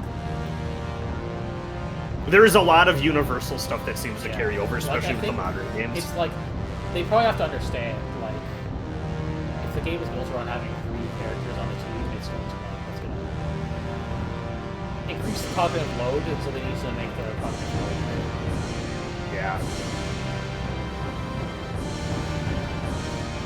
I think I'm like still minorly depressed that we will probably never like. Well, this might be the case for the Hunter x Hunter game. I actually can't remember off the top of my head, but I want a tag game with incoming mix-ups back, please, so bad. I understand why that's kind of fell out of favor. It makes the new player experience a fucking nightmare, but let me tell you, in Marvel 3, when you pull some horseshit on someone as soon as their character dies, and then the second one comes in, and you get a combo that just either kills them or brings their second character to half health, it feels wonderful.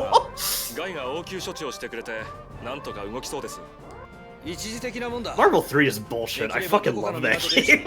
ここからだと停泊可能な港で一番近いのはケテルブルク港です。じゃあそこ行こう。いいだろ、ジェド。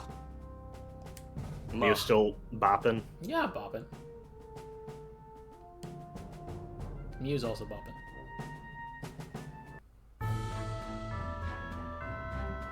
Yo, Dalmatian. Have you got enough of those in Cage? I was about to say, I never want to see another goddamn Dalmatian in my life. I think the funniest thing about Cage Dalmatians is there's like you have to find all 101 Dalmatians. They're in sets of 3. Yes, and not only that, hey, we alternate between giving you really cool awards and parts for the gummy ship minigame that fucking sucks, and actually customizing is a pain in the ass, so you're never gonna do it. Oh my god, gummy ship in 2, so much better. I think it's cool that they went out of the way for Cage 3 to say, yeah, you know who worked on this? The Einhander guys? Those guys just look weird. Oh really? That's funny. I don't know if those guys were also working the gummy ships for like the other games, but like the fact they called out Einhander for like Cage 3 is pretty cool too. You know what really fucked me up? I will say too, this is a very minor detail, it doesn't actually matter, but in one of the Ansem reports, they give you lore on what the gummy ships are made out of. Is it gummy? It's, so when in Kingdom Hearts World, when a world's, like, barrier breaks and it opens up to the broader Kingdom Hearts universe, there's, like, a firmament that breaks apart, and that's what the gummy blocks are made out of. I was like, it's fascinating to me that they felt the need to explain this, but I appreciate that they did. We're in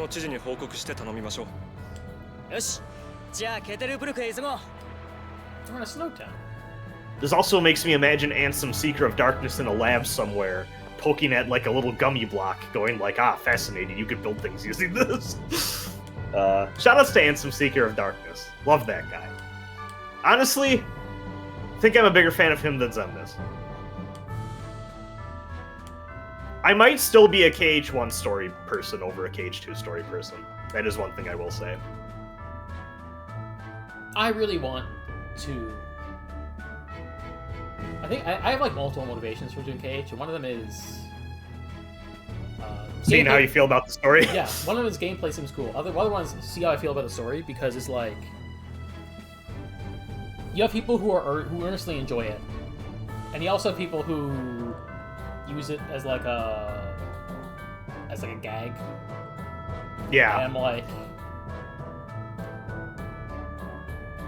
I feel like there's probably ways where it feels obfuscated because of like proper nouns that make it complex, but it may also just be simpler than people give it credit for. I think what I personally ran into, which is very funny, is I'm now at the part of KH2 where I am now at the part of the KH2 replay as an adult where I am getting to the story sequences that I remember playing as a kid and just going like, oh, this is like dumb now, and they made this way more complex than they needed to, and I started to react negatively to it, and it made me like kind of drop the series until now. I'm now approaching that stuff as an adult, and I think I'm also reacting to it negatively, but for different reasons, which has been interesting. I think I like it more than from when I was a kid. This is also one of the songs of all time. This is peak RPG minigame music. I love this. Suck a long time. But yeah, I think KH2, where I'm at with it now, and I'm curious how I feel about it when I wrap up the story, is that they went from telling a pretty simple children's narrative that I think lands pretty solidly in KH1 to suddenly dropping a bunch of characters, all with more distinct personalities, at once into the narrative.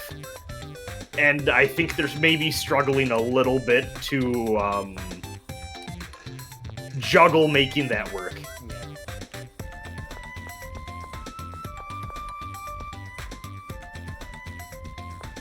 I also think that there's a concentrated effort to play with the morality of what started as a very simple, not necessarily simple, but like KH1 and Chain of Memories is like light versus darkness with some foibles in between and room for like maybe the darkness isn't all bad and it's something that you can like live with and like, as long as you don't let it consume you, there's, like, something to be had about, like, living with it.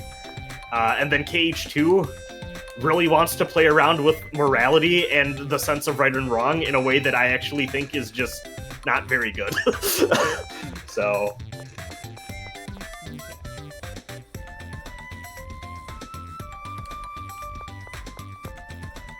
Anyway, I hope you guys like Sogobomb.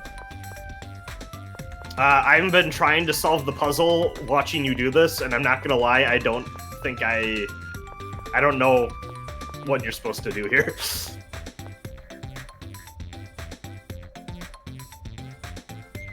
I think you're trying to get all the chests. It's funny you say that, Saxor, in the chat, because I'm seeing, as I, like, have, like, looked up more stuff about KH2, I'm seeing a lot of people. It seems like there's, like, a not insignificant amount of people that are like, yeah, I kind of wish that the Sora gang story got wrapped up with KH2, and then the other games were just about, like, different stuff. And I'm curious how I feel about that, because, like, I've never played the stuff post-2, really. But yeah, like, I borrowed a friend's copy of, like, 358 over 2 and, like, played a little bit of it, but, like, I didn't really, like, play a bunch of it, right? So, like, I'm pretty, like, I'm gonna go into the story of, like, everything post-2 pretty fresh, and here's how I feel about it.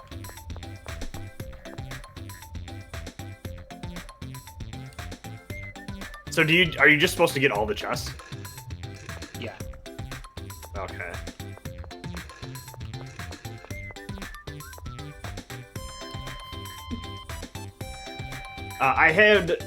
I have one friend who I refer to as my Kingdom Hearts friends, and she told me that I may like the story of 2 more after I play 358. So I'm curious about that.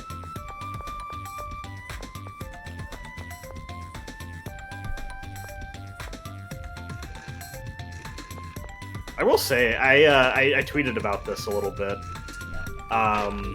I'm a little baffled by how the popular conversation about KH2 level design is, like, seems to be expressed on the internet these days.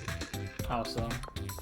So, like, going into KH2, one thing I knew about it is, like, yeah, it's a lot, like, they double down on, like, the action stuff, and, like, as a result, a lot of the worlds are very flat, like, basically just combat arenas stitched together. Yeah. And, like, it kind of loses some personality because of that.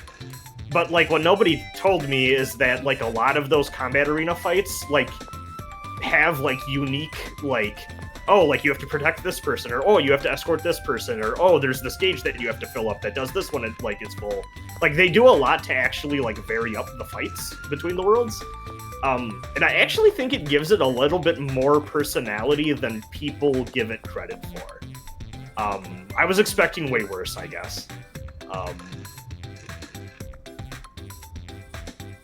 But yeah, ironically, I feel like I actually kind of prefer the worlds in 2 in a way, because I actually think that the amount of, like, actual, like, cutscene direction and, like, frequency of story scenes and, like, those individual elements that, like, actually give them more mechanical differences versus, like, KH1. Towards the end of KH1, all the worlds kind of started to feel a little bit like a checklist to me. And part of that might just be because I was doing the collectathon stuff. But I was like, damn, I actually feel like the worlds in 2 stand out to me just a little bit more in terms of having more, like, unique identity to them.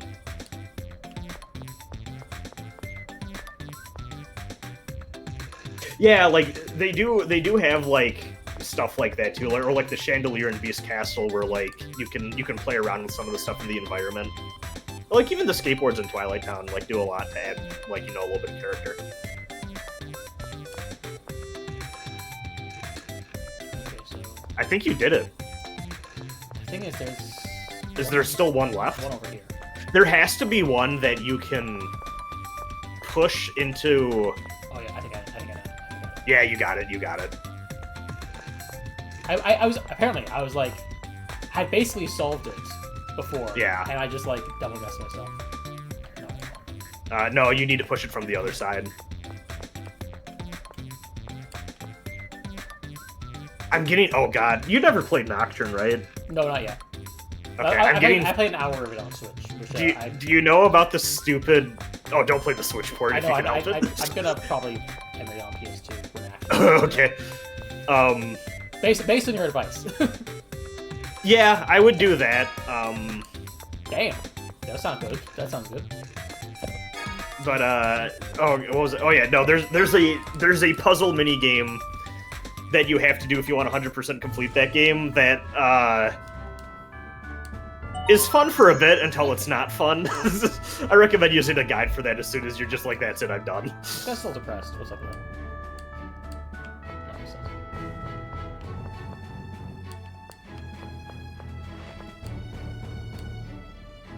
Snow is so neat. Oh. Me and Mel looking directly at the camera. What is that dance?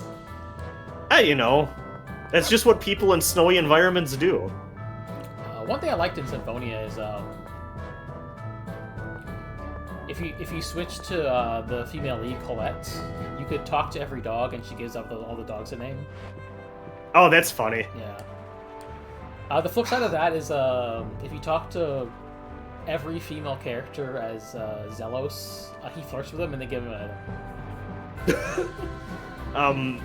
Speaking of NPC dialogue, Mel, I think after my Kingdom Hearts journey, I might become the Trails person. I might take that dive. I want to take the dive myself. I'm thinking I should at some point.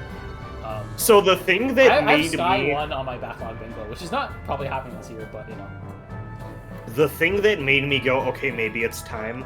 Well, one, the Crossspell duology came out like officially in English, and I was like, okay, that there was a gap there that's no longer there. But first, you can reach the silver world of Heaterberg from here. Yeah, you know. Silver world, that's crazy. Anyway, go on. It's like Pokemon Gold World and Pokemon Silver World. We can catch Lugia there. But I was always under the impression, and maybe this used to be the case and that it changed, that it was originally planned to be a 20-game series. Yeah. But then recently, I think there was an interview for the latest game that's coming out in Japan, and the guy was like, yeah, the series is basically at the 90% complete mark. We don't have much longer to go. I was like, oh fuck, maybe that means it's time for me to catch up. Because it sounds like it's not going to actually be a full 20. It's one of those things where I'm like, it is, I have Cage, Like a Dragon, and this as like the three big things where I'm like, well, I want to play them, and there's a lot. I'm having fun with Yakuza 1. That's a game like every week or so I'm like playing 1 or 2 hours of, having a good time, then putting down. That localization, very hilarious. I'm not going to start Yakuza 1 until I actually go back and finish Shenmue, which I should do, now that I'm back in my place. I should also play Shenmue.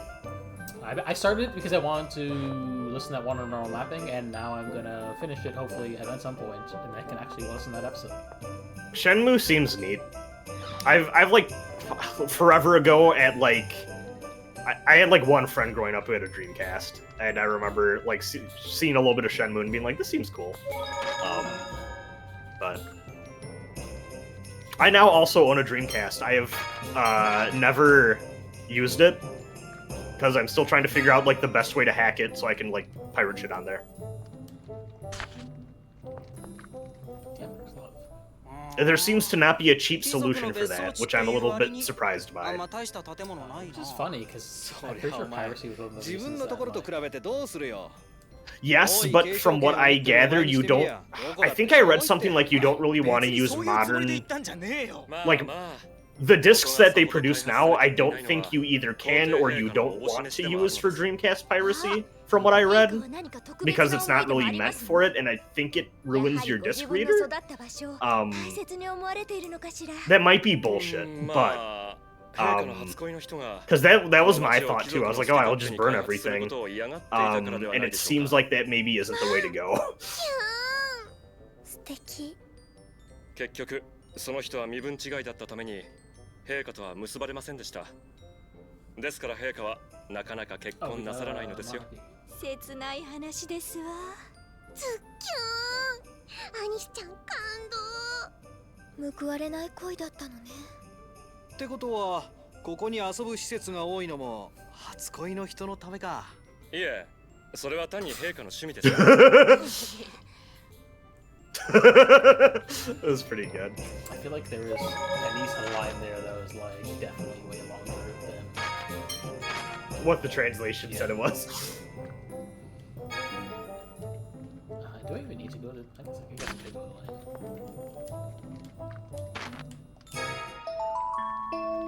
It still fucks me up. Do you know this? So I've never hacked or dicked around with like a hacked PS2, really. Yeah.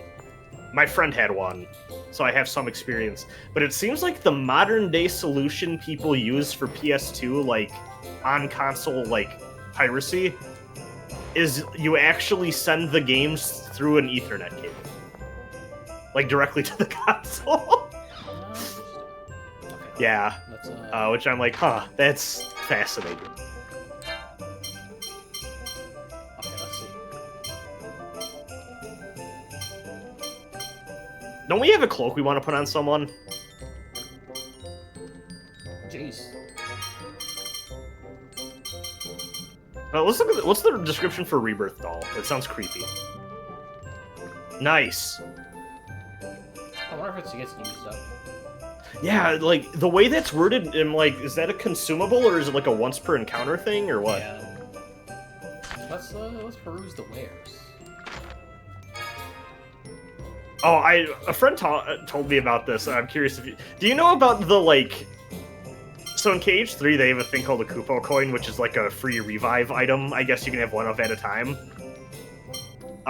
Apparently the DLC super boss of that game, if you have one in your inventory, can just steal it and then get a free revive if you kill him. That's funny.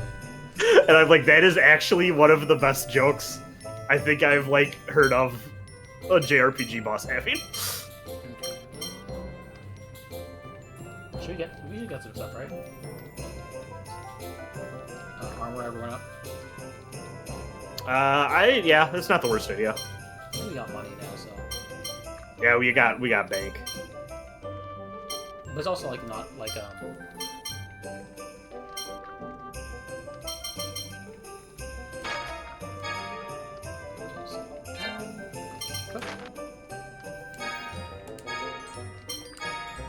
Speaking of arcade cabs, someone in my chat's joking about not having a Japanese MVC2 cab. Mel, have I told you the story about this fucking candy cab replica thing that, like, a company is making that, like, they keep delaying that I have a pre-order in for? I don't remember if you did. Have you ever seen those big red, like, I can't remember, are they, like, MVC, or, MV, or MSVX cabs, I think is the name of it? That, basically, there's this company called Unico, and they have this, like, SNK, like, replica cab thing that you can buy right now that has, like, 40 to 50 games, I want to say, on it. It's like a big red, like, SNK cab. Known to be pretty good quality. Like, in the home arcade scene, people are like, if you're gonna get, like, a non-actual cab, like, and you're getting, like, a modern replica thing, like, those are one of the ones that are higher recommended. And they recently, and by recently I mean last year, were like, hey, we're gonna start selling, like, sit-down candy cab replicas. And, like, there's nothing inside of it, like, you have to provide the innards. Like, I'm personally planning on using a spare laptop to run RetroArch through. Or whatever emulator. But it was supposed to come out, I want to say, in June. And we're now in September. And they keep being like, oh, haha, it's, they're coming. Oh, boy. And those were not cheap. So I'm kind of mad. But I want to gamble a bit. yes. We're gonna hit it big.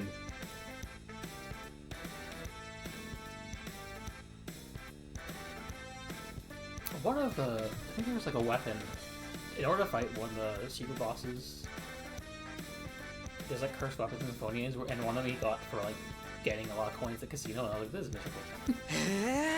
Did you do it? I did it by just having a lot of money and exchanging my money for tokens, Nice. which is a lot better than trying to play poker. Does this game I forget if I've asked, does this game have like secret boss stuff that we're doing? I haven't checked. Okay. I would be keen to do it if it's an option. Yeah. Just because I like to do that, but I'm just also not sure how much prep work we have to do. We'd have to like probably look more into like the AD skills and stuff like that to actually like, you know, get our stats in a good light and stuff. Or like learn the skills, get our stats good, learn the arts. そうね But you know, we'll 確 figure か it に out. 綺麗だけど yeah. I don't know how far along気遅れ this して game しまい we そう are. I think we're around the halfway point at this point. 貴族の別荘地としてこの辺りが開拓された時に建て We られ need る to look up ここには episode ちょっとした summaries 伝 of 説 the があって anime episodes and see what episode deep we are in.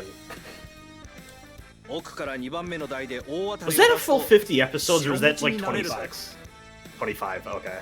Symphonia had like a weird like 8 episode OVA, but I feel like the 25 episode anime is probably the better treatment of the story for Abyss. I'd assume so.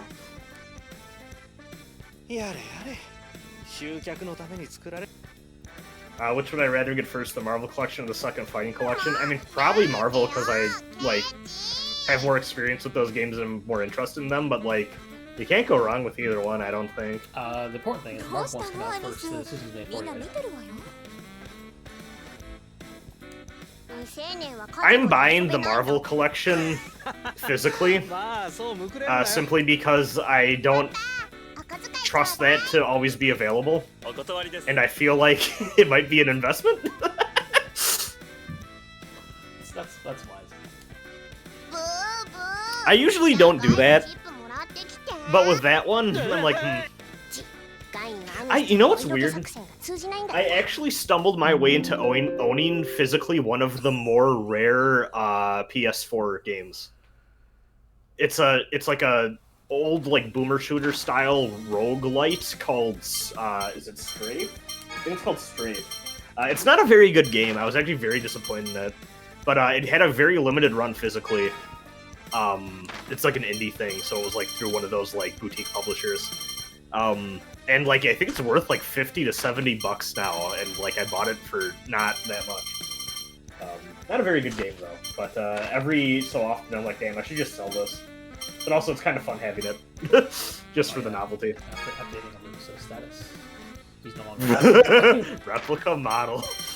Damn, she still only got the one. Yeah, there's a lot of. There's a lot of blanks for how far we are. I think that's because a lot of them are like optional. The way like some friends have described to me is that titles are often kind of like achievements, where it's like some you just get from doing the story, but some you get from like just doing fun stuff. Yeah. And then sometimes that's tied into like skits. 'Cause, like skits are almost like achievements too. Like they're like little extra stuff that you go out of the way to do just because of, you know. カジノで大儲けうはうはお金持ち社交界の花お金持ちに見初め But られ also, I think in this game the titles don't affect your stats at all. おいおい随分楽 Hey, did you say in some of the other ones like it actually has like an impact on Yeah, like I that? think it's important. The rate of stat growth depends on which 信 stats じ you る can 者は title. Yeah, 救 like わ some れ of るの them ではあり are. ませんか救わ I れ think る in some 3D games also titles get tied to costumes as チッ well. プは Like, 換金できないけどな because you know they can do that with 3D models. なぜですの Yeah. 戦争で大変な時に賭け事なんてもってのほかだってことで先代皇帝が換金を禁じたんだうわー詐欺だマルクトなんて大嫌い Anyway, let's go for casino. Gambling. Okay, how many trade games? How can I trade grade? Jeez. I'm surprised they accept. I mean, yeah. Chips, how many am I gonna get? Let's start with 10. 10 seems like a good starting. Okay.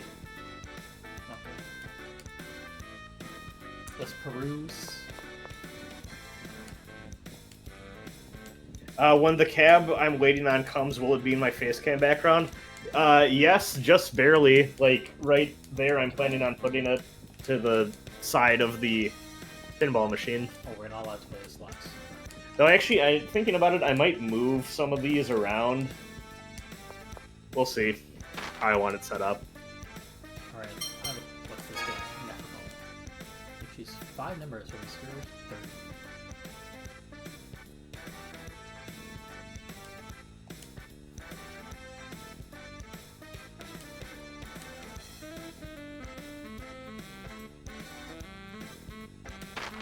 Alright, let's go.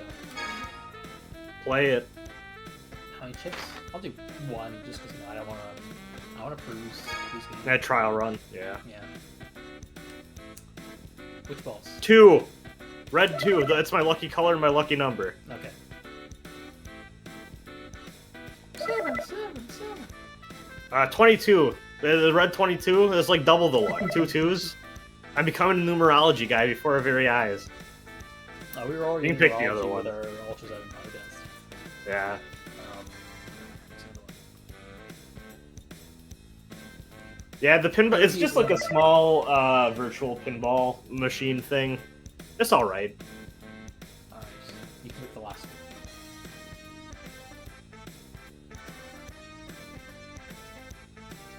Oh, let's do 19. Stephen King would be happy. Choose different balls.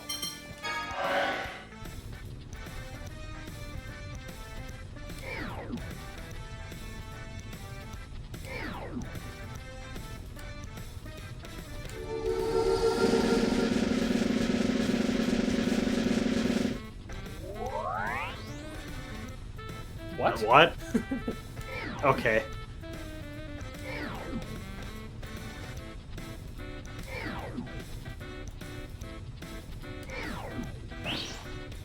Okay. Alright.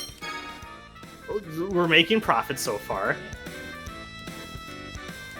What a prize is it? Let's look at the prize.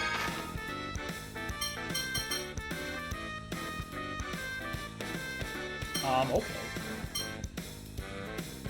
I think Undyne is a summon. Unless I'm wrong. That sounds like a summon name. Soul Steel. Wizard Came. Okay. Alright, let's flip over. You know how to flip over?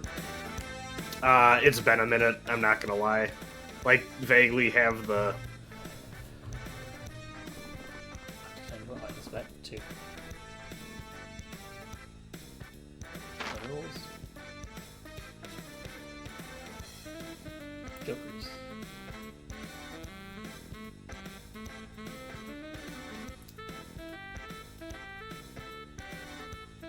Progress on rebrand video. I'm kind of working on it. I mean, it's not really a rebrand video at this point. I'm just kind of talking about why I haven't been making shit on the internet and instead just living a life because it's more fulfilling than making YouTube videos, if I'm being honest. But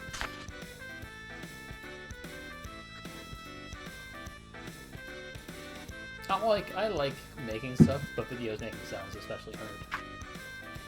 it's just...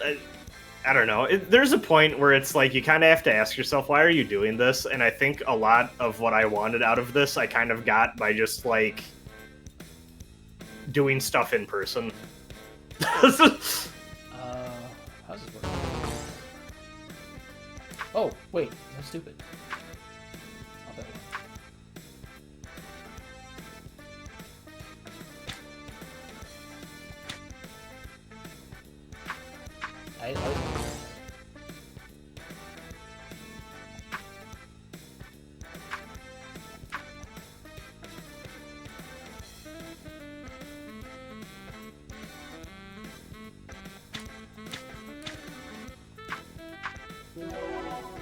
Yay! Double up? Double up. 90% of gamblers quit before they hit it big. Is the dex card high or low? Binary search high. Yes, one more. One more. No, I'm good. Yeah, we're good. See, this is why I'm not a gacha gamer. Because I'm not a gambler. Me looking at the next Honkai Star Rail banner, which is the first time they're doing a triple rerun banner, and there are 4 characters available next patch that all of whom I want. Oh, which ones? Black Swan, who's probably my favorite character in the game, design-wise. Kafka, who is, like, integral to having a damage over time team. Robin, who is a pretty cool character from the story and also one of the best supports in the game, especially for one of my teams I run. and then Fei Xiao, who is a new like damage dealing, cool warrior lady that has like a bajillion guns and kind of gives off like Dante vibes. By guns, I just mean like weapons in general. That game is too fun, and like it kind of pains me to say that, but like I've put 300 hours into that game since it's come out. I've put no more in the amount of time you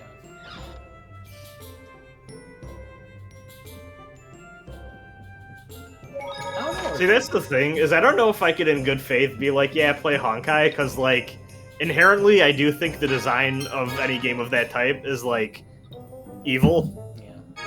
And I'm deep enough into the meta now where I can feel where the pressures come from to get people to spend money. And for full transparency's sake, I have at this point spent some cash here and there, just to be like, yeah, I want these characters. Yeah. I will say, tragically, Star Rail is a very good RPG. It is funny the Madoka next upcoming RPG is basically just blatant Star Rail.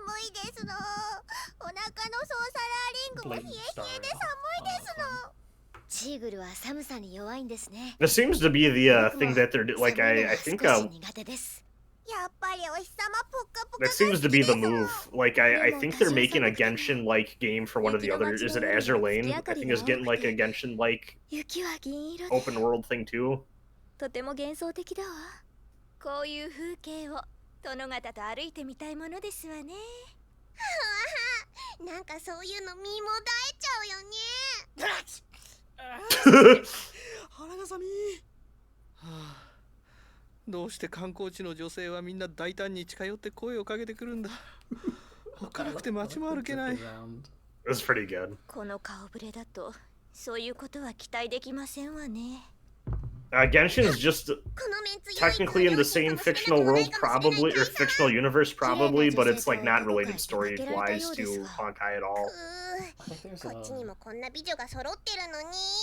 a Hoyo multiverse. Yeah. And my impression is obviously that like a Honkai Star Rail probably has more homages to. Well, there's a character in Star Rail that is just like stated as fact to be the same as he is the same guy from the last game they made. I think like there's like a Raiden in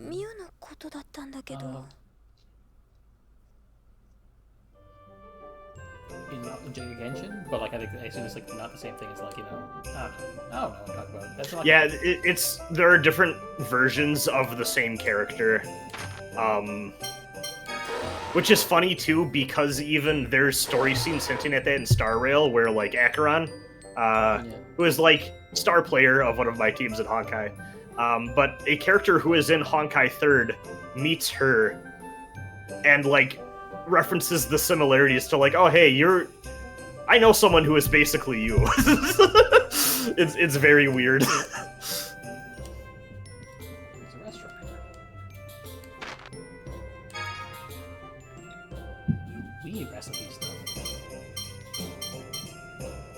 I might stream some Star Rail at some point, but I'd probably wait until like they do a story patch or something. Also might start streaming some FF11. I got back into that. I made a new character. I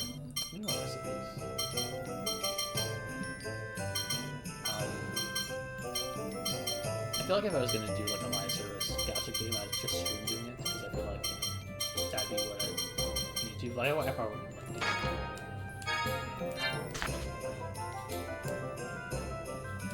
Somebody's not right now. It's very rest me out.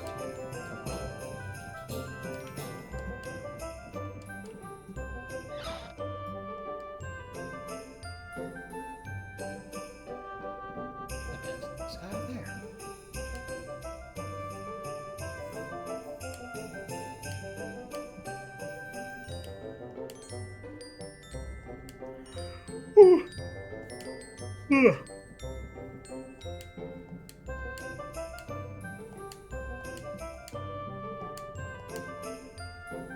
I don't know if this is the point in the game where I would have put like a wacky, like, fun time side story thing. Oh, you mean like when Aerith dies and you go snowboard? Yeah, so true.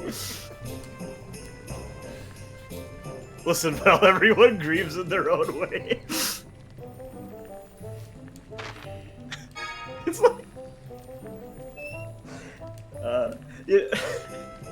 You remember when the Titan submersible thing happened and one of the rich asshole on board's kids was like, yeah, I'm at a Blink-182 concert right now, I'm not gonna leave, this is what my dad would have won? Oh, they just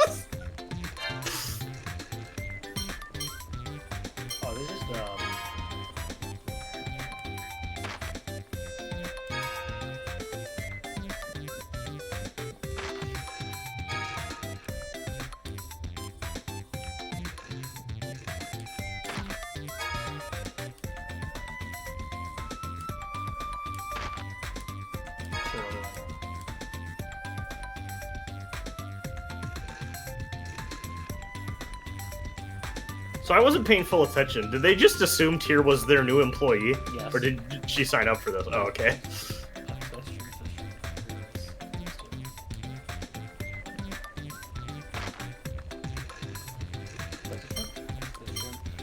Curry rice.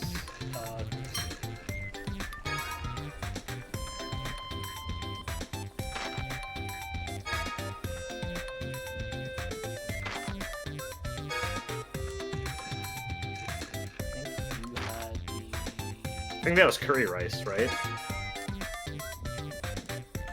had the cream stick. Okay. No, I'm good. And we got some good gold out of that. We're nothing but profits in this gambling town so far. We're doing great.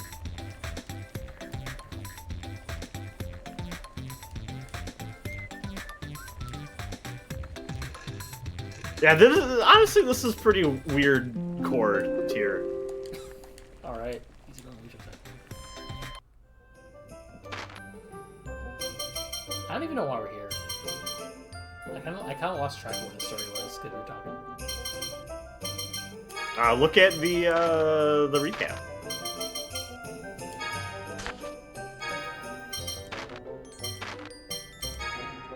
It must be fate.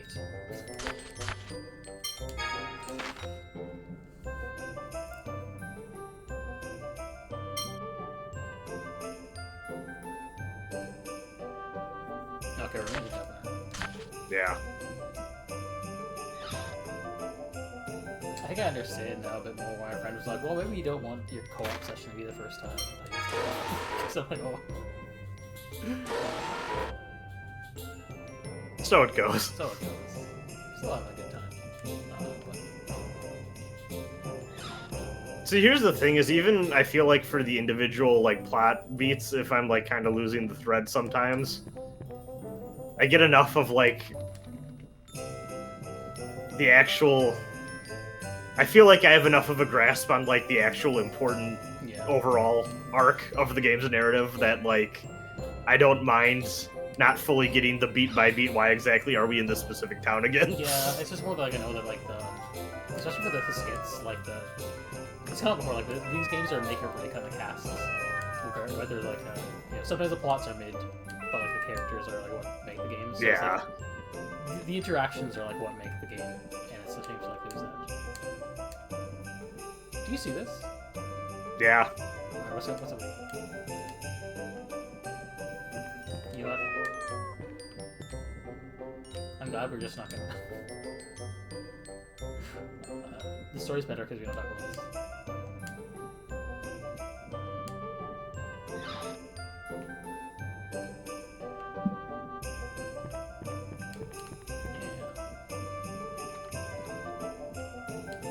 Yeah. Some of these rooms are just empty.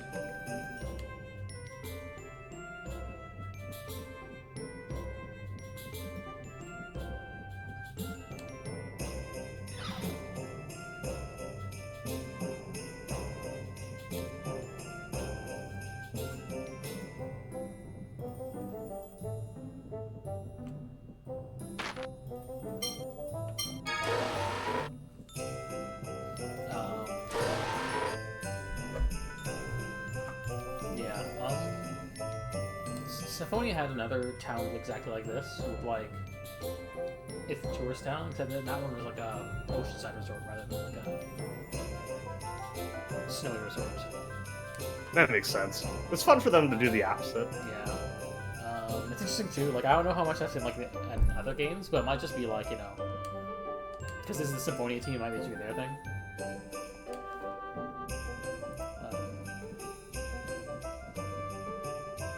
I think on top of just like we missed something by like having I don't think it's good to like. I feel like you could argue that like having yearly releases was not a good idea and crunching the team, but I feel like we're in the opposite situation. With like things taking 5 to 7 years. Yeah. And I do feel like there's like you get this I think with the Call of Duty fans as well, where like you have like the two teams with different styles of the same franchise. And there's like value in sort of like the two different styles, but like the realities of game development just don't make that possible these days. Yeah, I mean, even the Call of Duty thing, it's like, I think it's more like 3 teams now, and like, there's a lot more cross-pollination. Yeah. Because like with this one, you had like Symphonia, then Rebirth, then Abyss. 2 years to make a game like this seems ridiculous. Like, I understand how it was more possible back then than like, having to do the high fidelity, ridiculously over budget stuff that they're doing now, but like, goddamn. Still. Like on one hand, I think it's definitely a case of like, there's obviously crunching going on. On the other hand, I'm like,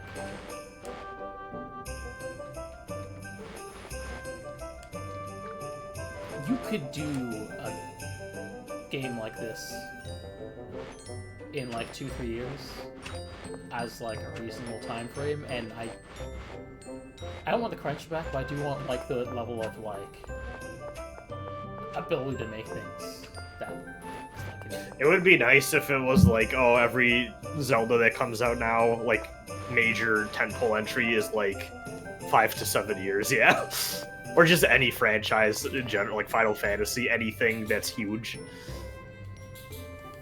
It is a little bit of a bummer. Yeah, that's one thing like I would like to maybe one day I'll actually be able to finally do game development. But like one thing I want to do is like I don't want to spend like forever on one project.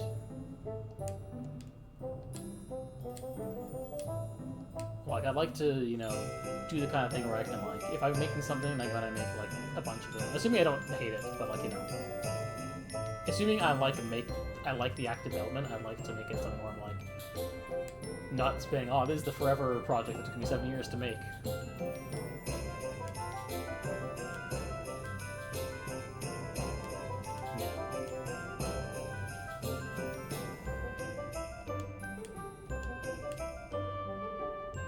So where are we doing this? What is this? I know we did. Do we tell him to fuck off?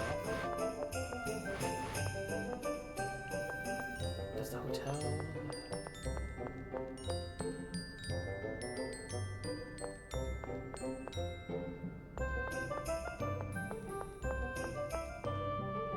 I don't know what this one is. The black door on the window.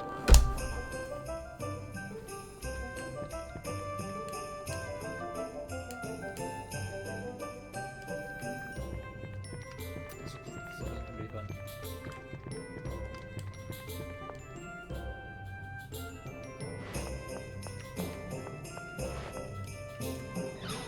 Are they gonna shit talk their neighbor now?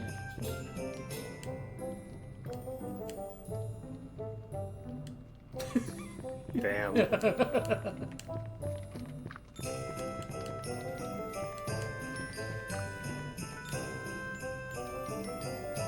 Alright, so...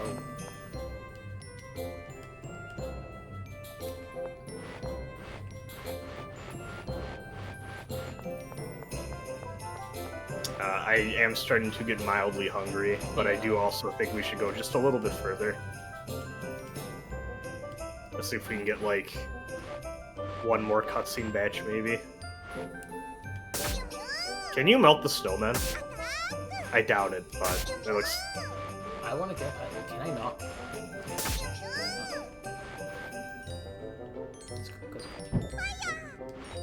Oh This no. one's too tall. Yeah, it didn't look like an interactable thing. How do you get that chest? That's what I want to know. Here's the governor. Yeah, okay. That's where you need to go for plot. So. It's over here. I see.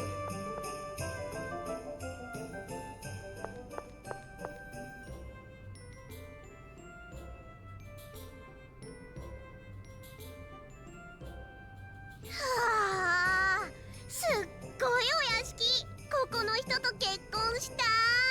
確かまだ独身でしたよ。30は過ぎてますが。 I wonder who you could be talking about. え、もしかしてここ大佐の家とか？だったら大佐でもいいな。そうだとしてもお断りです。でもここの持ち主なら喜ぶかもしれませんよ。誰ですか？ Female. ピオニー陛下です。 Oh, 玉の腰。皇帝は首都の生まれじゃないのか？確か王位継承の争いで子供の頃この町に。ええ、そうです。ここはその時のお屋敷ですよ。 can you break in? It's locked. I guess we couldn't just go to the. Children caught up in politics. 世襲制だったっけ？基本的にはそうですわね。議会の承認が必要だとは思いますけれど。 I feel like that skit prompt would be a good reaction image for Twitter fights. 全皇帝は戦時中の祭りごとで敵も味方も多かったでしょうから、その前皇帝の息子である現皇帝も命を狙われていたのかもしれない。身を守るための情報操作だったのかもしれないわ。それなら軟禁などしなくてもよかったのではなくて？それにここのような観光客の多い町ではかえって危険ですわよ。何か特別な理由がありそうですわね。俺も身を守るって口実で軟禁されてたけど、まったく政治に巻き込まれたガキはいい迷惑だっての。 Damn commentary. ちょっと気になっただけだ。変な話して悪かったな。 Maybe the nobility is bad. Whoa, that was weird. What a transition. You go even around further now. Oh, that's so weird. Yeah, not a fan. I wonder if it just looks like that because so much of the screen is like bright white. But it's bizarre. Yeah, flashbang transition.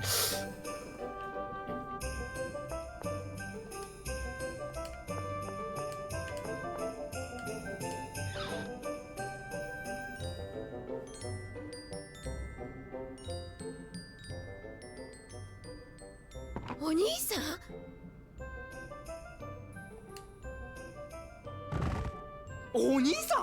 え、マジ？やあ、ネフリ、久しぶりですね。あなたの結婚式以来ですか？お兄さん、どうなってるの？アクゼルスで亡くなったって。実はですね。なんだか途方もない話だけれど、無事で何よりだわ。念のためタルタロスを点検させるから、補給が済み次第ピオニー様にお会いしてね。Emperor Peony, oh, like that place in Star Rail, とても right? 心配しておられた So わ。 true. おや。 I do think it's funny that extremely after I talked about that last on the podcast, because they originally set it up as if it is possibly going to be like a battle of organized crime organizations. The story extremely becomes something not that. It just happens to have a big like crime organization-esque faction involved called the Family. すみませんが、お話がありますので、後ほどお一人でいらしてください。 No, alone later. Also, I wish we didn't go to the hotel if we knew we were gonna have to if we get for free.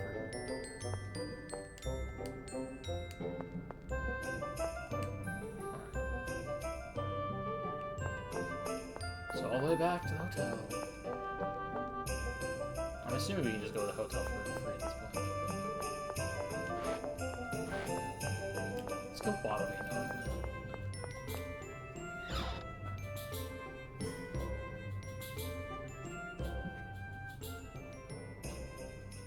時から承っています。あ、俺ネフリーさんとこに忘れ物した。行ってくる。俺も行こうか。ネフリーさん女だぞ。美人を見るのは好きだ。ガイも男性ですものね。Oh, I love the writing in this game. 年上の人妻だよ。いや、違うぞ。変な意味じゃなくて。ご主人様、僕も行く。ああ、もううぜえって。俺一人でいいよ。I like how you followed anyways. I like how he's like, I like how like he's just like, oh, I forgot something at the place. I'll go.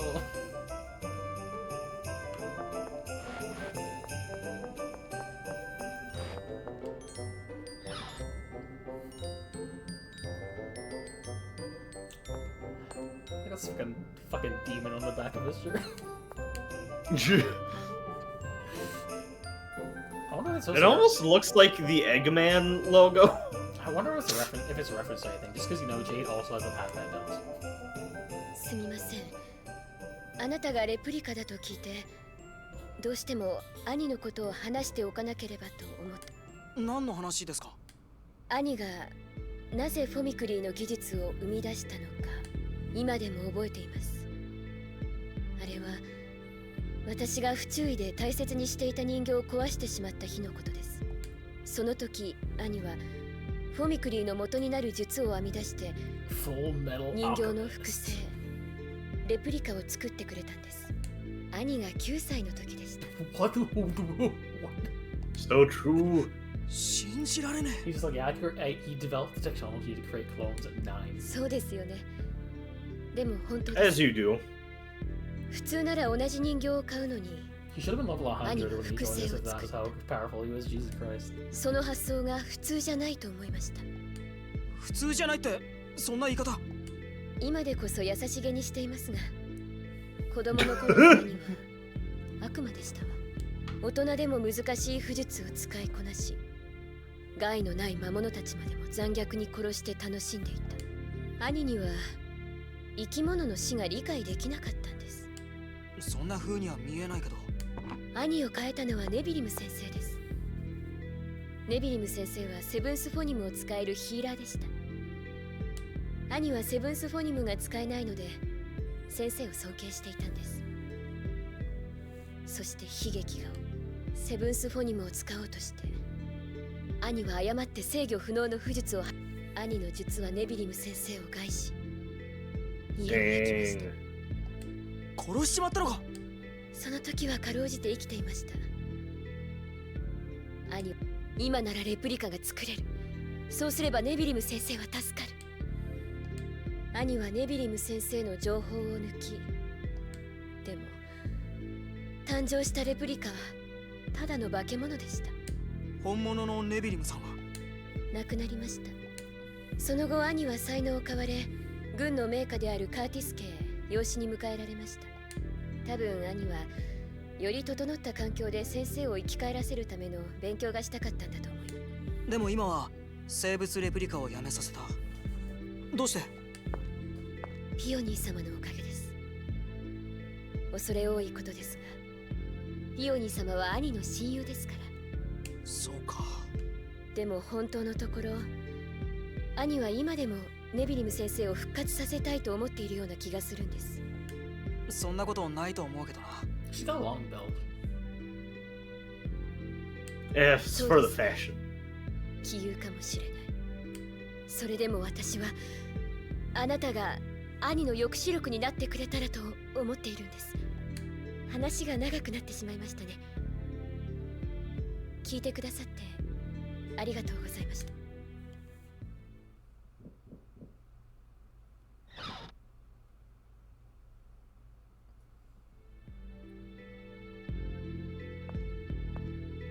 ネフリーから話を聞きましたね。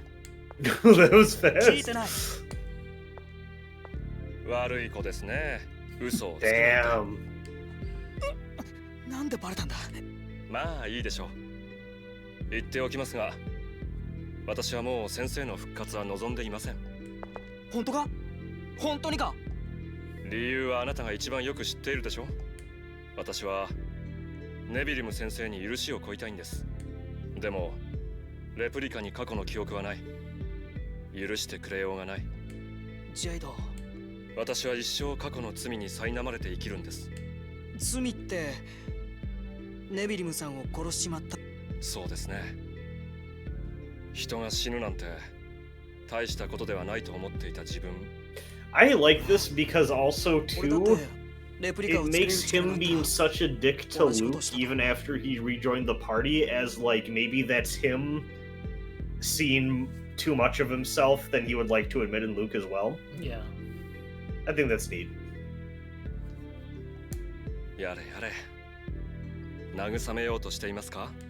いささか的外れですが、ま、気持ちだけいただいておきます。それよりこのことは誰にも言ってはいけませんよ。いいですか？わかった。約束しましたよ。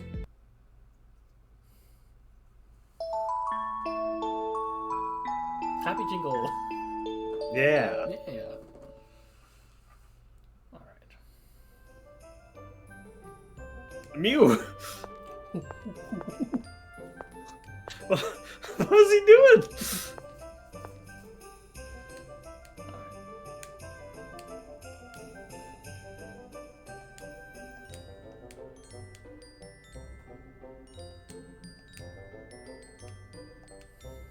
His strongest ache at 30. So true. Yeah, true.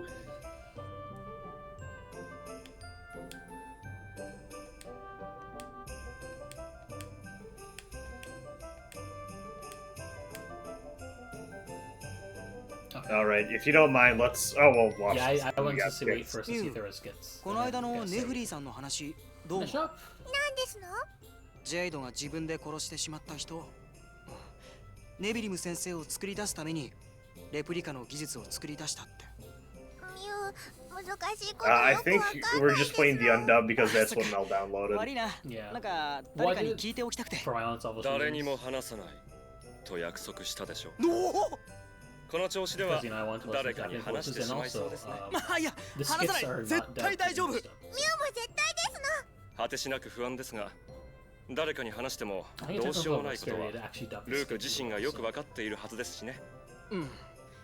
やっちゃいけないこと、やっちまったこと、その言い訳を誰かが教えてくれるわけじゃないし、言い訳を探しちゃダメなんだよな。そうですね。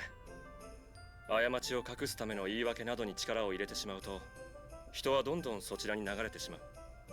一番簡単で一番難しいことですが、受け入れなければならないことをきちんと受け入れなければ。うん。はいですの。いい返事です。もし話した時にはきついお仕置き。これもわかりますね。ああ。はいですの。